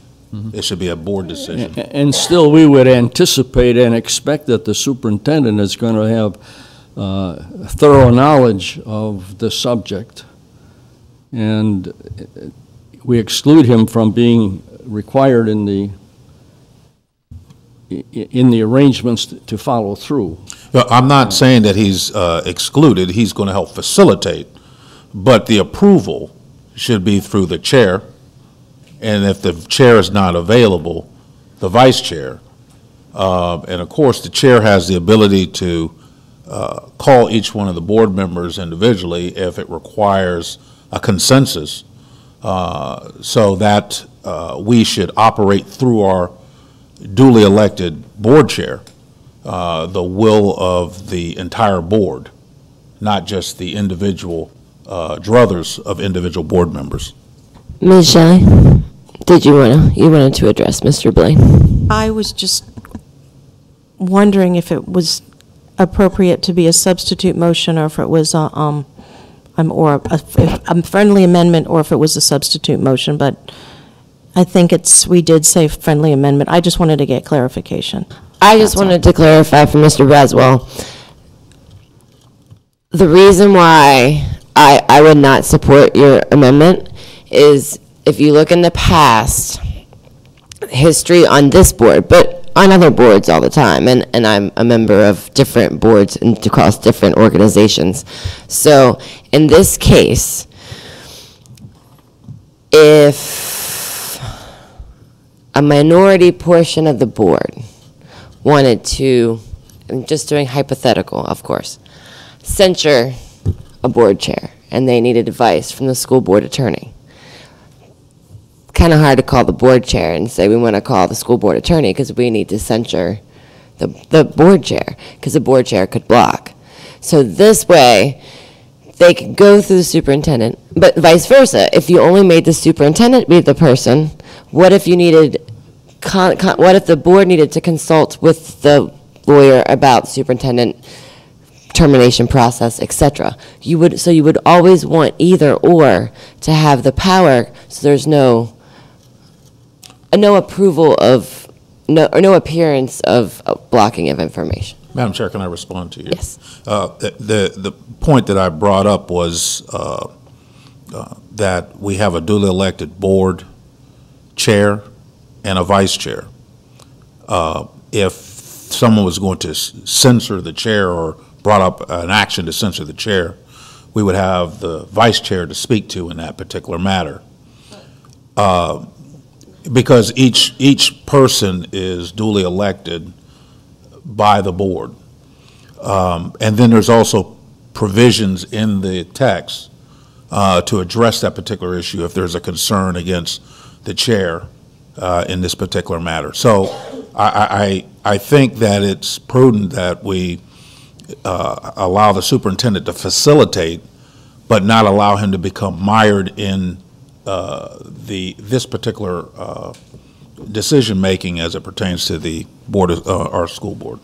Just my opinion. Ms. Parrish wanted to comment. Mrs. Grubb, I just wanted to clarify. I know you all haven't voted on either now, but with regard to the friendly amendment, just for clarification, Mr. Braswell, I want to make sure I understand, is your proposal seeking authority from the chair or the vice chair, or is it the chair and in the chair's absence the vice chair? It's either an either or the chair only unless the chair is not present. Chair and in the absence of the chair, the vice chair. Thank you. So, but then if, like what your situation, it would not be an absence of the chair because the chair is still there. So in the hypothetical that Ms. Grant brought up, I don't know if I can like unsecond. Which has happened in the past on this board thinking over a about decade unsecond ago. my second, or even hold this until November. But obviously, if the chair is the point of contention, it's incumbent upon the vice chair to deal with that particular issue. Yeah, and see, my concern would be that because the chair is still available, so if the chair was the concern and the attorney was being contacted for the chair is still available and not like gone or unavailable, so therefore it would still have to go through the chair based on that. So I'm thinking I'm going to, based on your scenario, it makes sense. Can I unsecond my second? I don't know if that's, am I withdraw my second? I'm sorry, Mr. Braswell, but I'm going to withdraw my second. So we would go with the initial motion. as presented. Madam Chair, I just want to state for the record, I take none of this personally. So, you do not need to accept nor deny because the second was withdrawn, Mr. Blaine, who was the original motioner to approve as presented. Any more questions for anybody? No more discussion. All those in favor of approving the second reading revisions to School Board Policy BCG as originally presented, say aye. Aye. Any opposed? Aye. Motion carries 5-1. Thank you, Mrs. Parrish. Thank you, ma'am. If when you think about this as you go home, Mrs. Attorney, and say, oh, better make a change. On to 15.01 board member comments. Ms. Shelley, do you have anything for us this evening? Thank you. I just want to, I need to get my notes. I will try to be quick because I know there is a football game that is probably almost over. There is a fall job fair on October 20th for both licensed and support staff. It will be held at Massaponax High School from 8 until 12. It is to fill for this year vacant positions, as well as putting people in an applicant pool for next school year.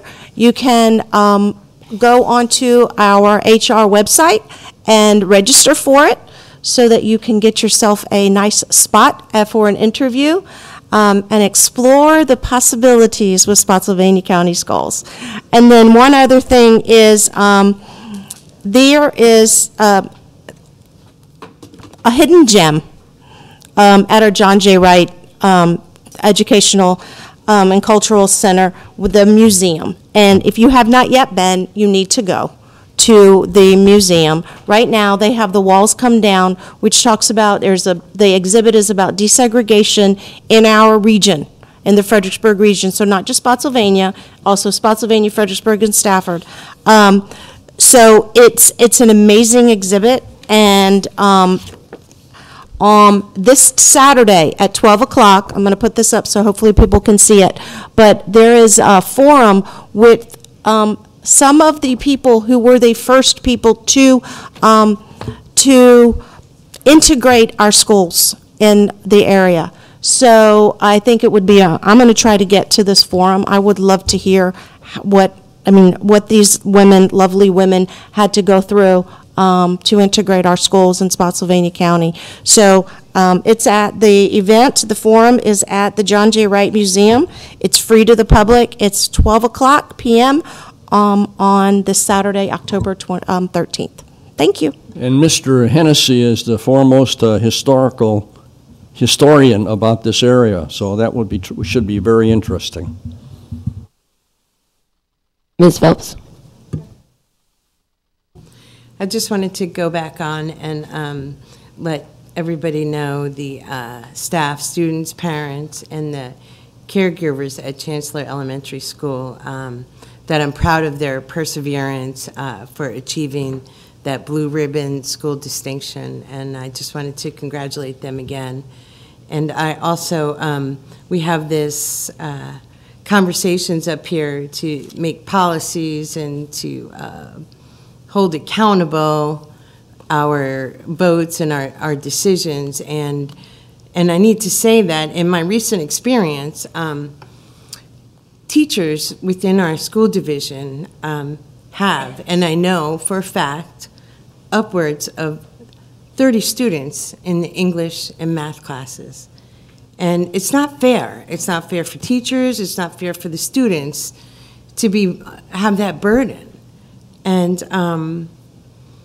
it's not fair for the children. They can't afford to lose math and English. And we were discussing the scores that came up and the data, and it just resonates with me that there are teachers out there that have 35 students in their English class. And you know what? There's some students in that class who are falling through the cracks, and it's not because the teachers aren't great teachers, and it's not because the curriculum's not there. It's just simply because 35 students per one teacher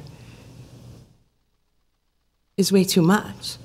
And to follow caveat that would be to say that in this particular class, Virginia Department of Education guidelines are 24 to 1. And I know that as a school board here, a governing body, we approved the 60 positions. And I'd like the staff to I guess, brief the school board or even send it to myself along with everybody else so we're all on the same page. Exactly, specifically what schools, what departments, where are these positions assigned, how many regular teachers, are there special education paras included, special education support staff, special education teachers. I'd like to know that because having a child in the schools and knowing that is that is exactly what is going on, or what is happening in my son's classroom. I'm just sitting here boggled, listening to how we're going to spend money that we don't have, to this, to that, and on par with listening to the data coming back, how great our schools are. But the truth is that, you know what? There's students that have fallen through the cracks because of the oversize of the classrooms. And I wanted to say that publicly because that's the real stuff for me, looking at the children, and that's why we're here, right? Education. How are you going to get a great education? 35 children to one teacher? 35 students to one teacher? So with that, I just really ask if we could, show us, the staff, or show me where those 60 positions went, because they didn't go to this classroom for my child, and it's taken its toll. So that's all I have to share. Thank you. Mr. Braswell. Thank you. I want to thank the division for support of the 13th annual Baron P. Braswell Race Against Teen Violence.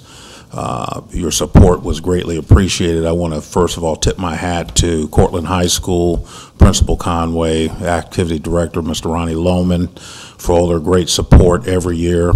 We had approximately, I want to say, it was a little close to, I want to say 1,100 runners, but we'll have the exact number, which is a number that means that it's growing every single year, and we're really excited about that.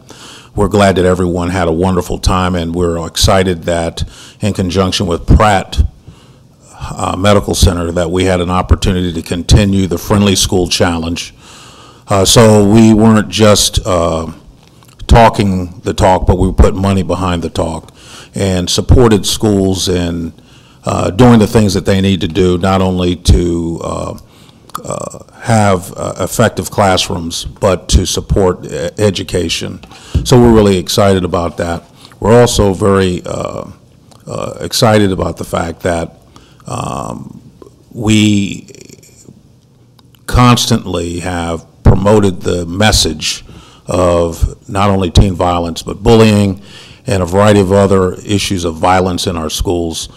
And again, a lot of people talk it, but they never have an opportunity to do anything about it. And so we're excited that this school division thought enough of our cause to allow us to partner with them to affect as much change as we possibly could affect in a very short period of time. So we thank you for all of your support in that regard. And I also want to say to all the teachers, support staff, and anyone else in this division, this great division, I really don't care what anyone else says about your performance.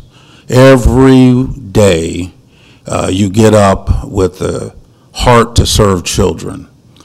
And every day you demonstrate it, and you demonstrate your competency by taking care of children that need to see the nurse, or expressing concern and care for children that are struggling to master the lesson that has been prepared.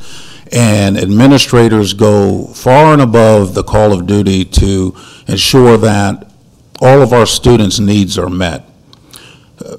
we could do more, but I think when we enter our budget season next year, we need to ask for the money to do more. It sounds great to say that we need to improve this and improve that, but there's a lot of things that we have cut back on over the past 10 years that now are showing that they need correction. And so those things that need correction, we also need money for those things.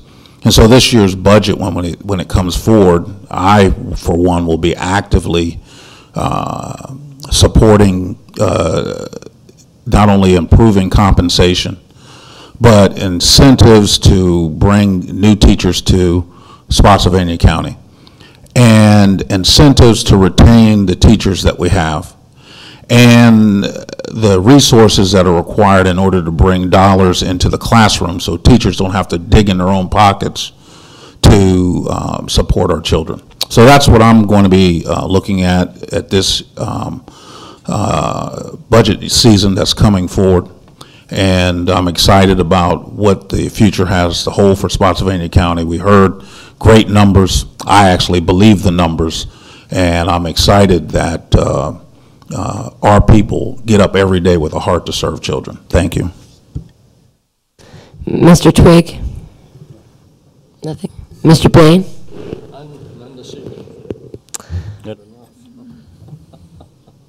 If anyone else, unless anyone objects, we are adjourned. Wait, we got business. I said if you object, do people have new business? And oh, she objected. All she had to do. I have one item. Actually, it's kind of a directive I'm asking Dr. Baker. Because Mr. Braswell brought up budget, and Mrs. Phelps brought up numbers of students in our classrooms. So I've got two budget items. First one is more teachers, so we can reduce our class sizes, because we're talking about budget. We're going to start adding in the 60 positions. Were not a lot of classroom teachers. They were special education and a lot of guidance and mental health support. So more teachers for our students. And then also, I would also like to start talking about more funding for our band transportation, because our bands, we have, as we've had people speak, we've had our athletics they can go to football games, basketball games, whatever the games are, they are transported.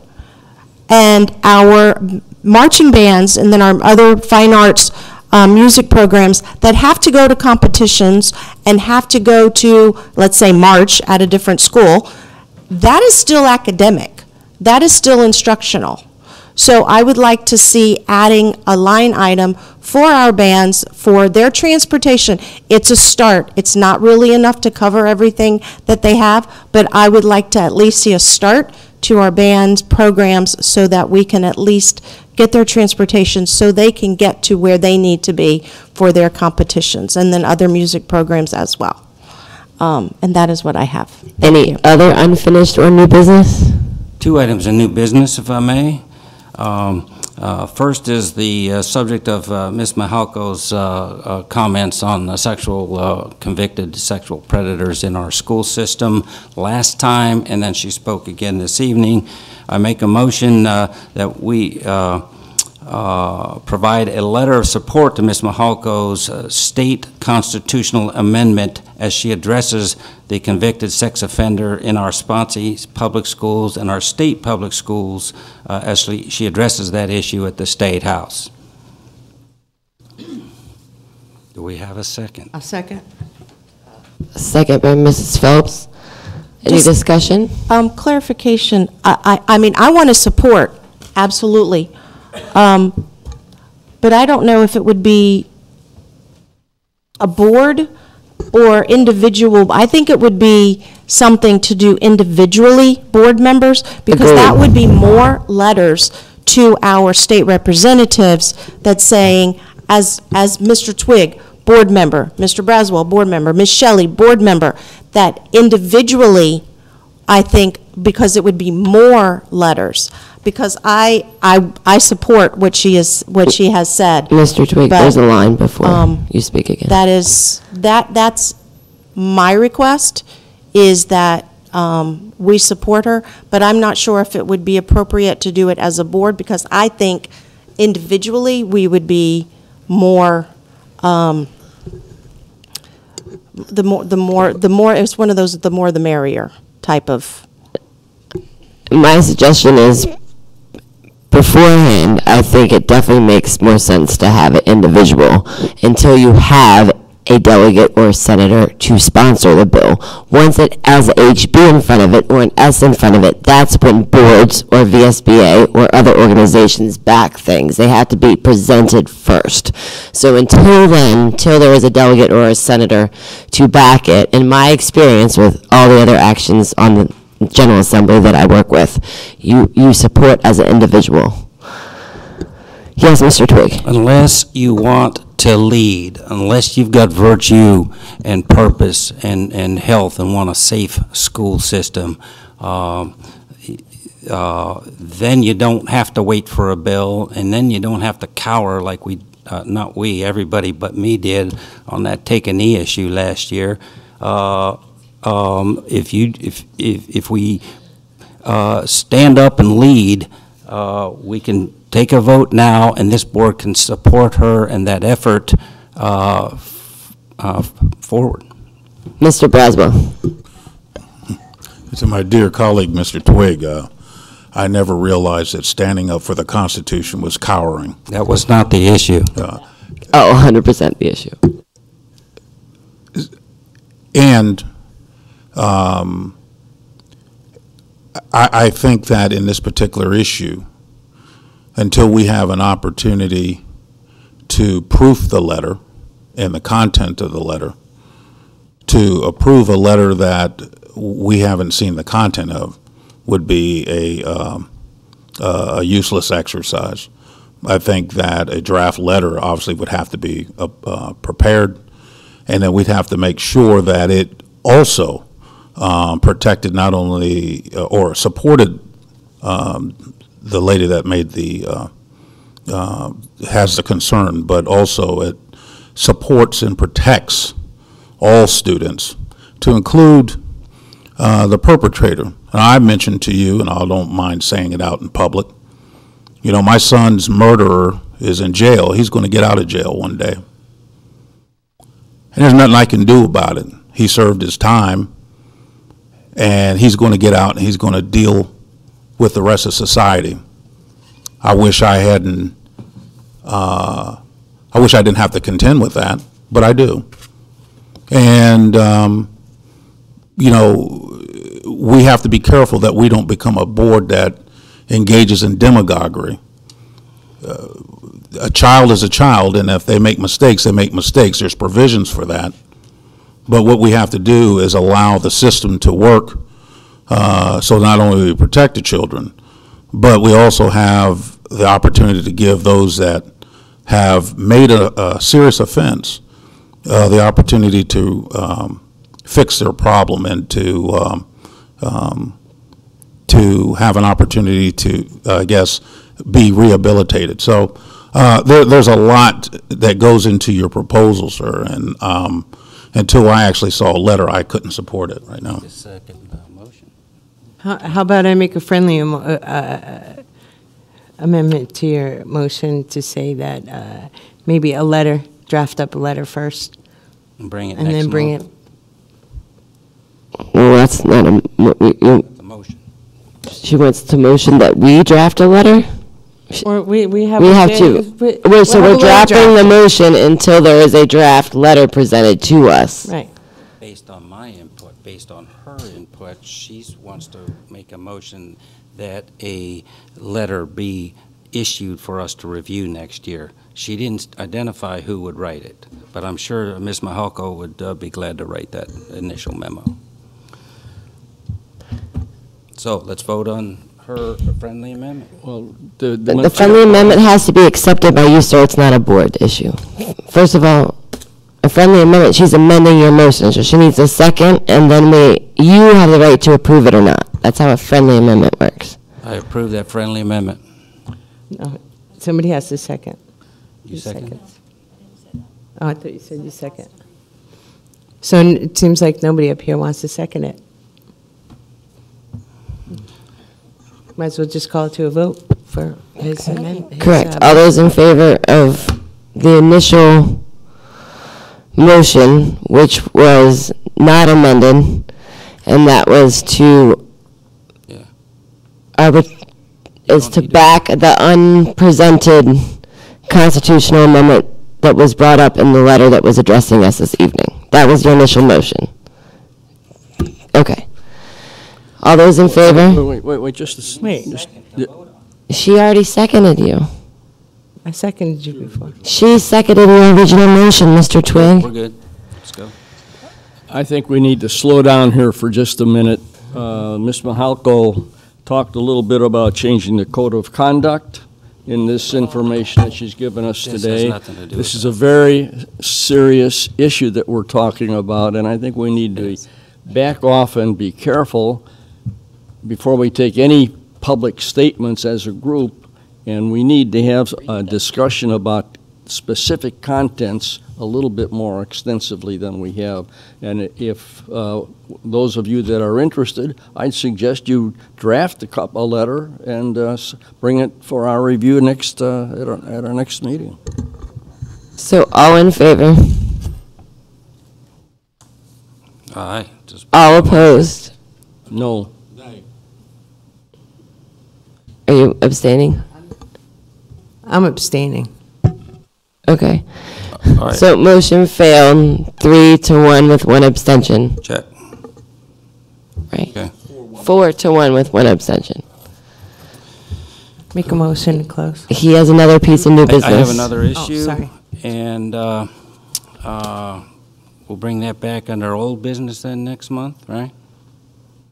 If somebody wants to present a letter, we'd bring that back under old business. He says no, a couple of yeses. Once there has been a motion, yeah, as long as it's not the same motion, you have to make a new motion. Yeah. Right. Madam Chair, I think, point of order, if a motion was voted on, for it to... Correct. A dissenting person has to bring it back up. Correct. Right. And then it has to win a supermajority. Correct. Okay. Or you just create a new motion, but okay. We'll deal with that next month then. Secondly, regarding Miss Wallace from Lee Hill area, I forget the school she was referencing. I am making a motion that we provide emergency response / mitigation of her issue in support of Miss Wallace's daughter, her right to a safe education while SPCS continues its due process for whatever should and may happen to the perpetrator in that choking incident. A second. Say that again. We have Can you to repeat the motion, yes, please? support an emergency response and mitigation, i.e. somebody do something at 8:05 tomorrow or address that issue up front and aggressively. Provide a emergency response and mitigation for the Wallace issue in support of her daughter's right to a safe education while SPCS continues its due process. I just want to caution the board. You are acting unilaterally on a school matter that is under present investigation. I'm still I have a privilege to make the motion. You certainly may make that motion. I would just caution the board because you right now do not have any of the information, nor would you want it at this time in terms of the school's actions. But to suggest that the school has not provided that is also perhaps inaccurate. So I would just, again, I don't know exactly what Mr. Twig is referring to specifically, but I'm just cautioning you on making unilateral directives to the school that involves two students in privacy matters. Yes. Okay. I believe there was a second, was there? Let's just call it. There is no second. Okay. So having no other old business or new business, I thought you said you were just coughing. Okay, so there is a second for this motion. So any discussion on this motion? Yes.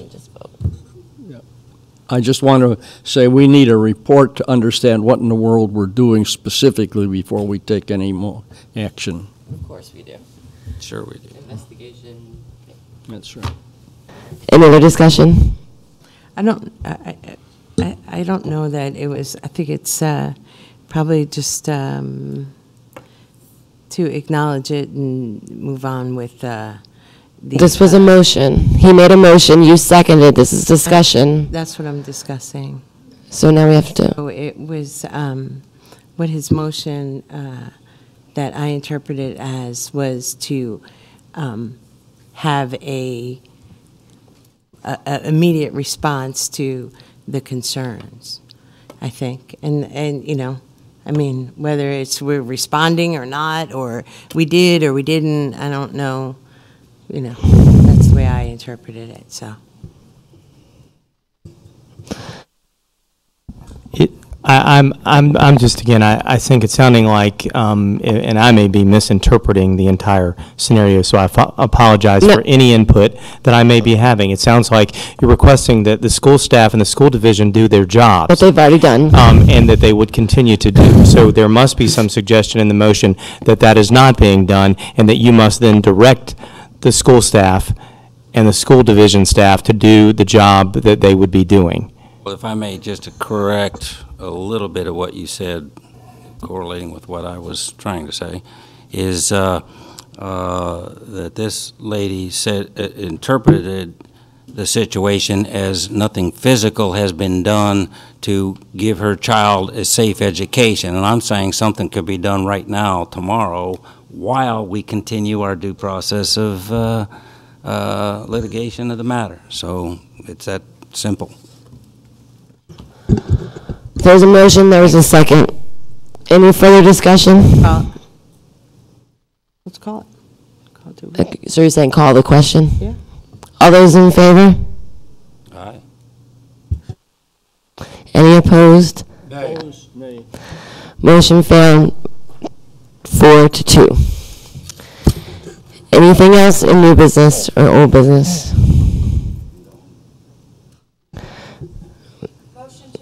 Motion accepted. Second. All those in favor? Aye. Any opposed? Motion carried.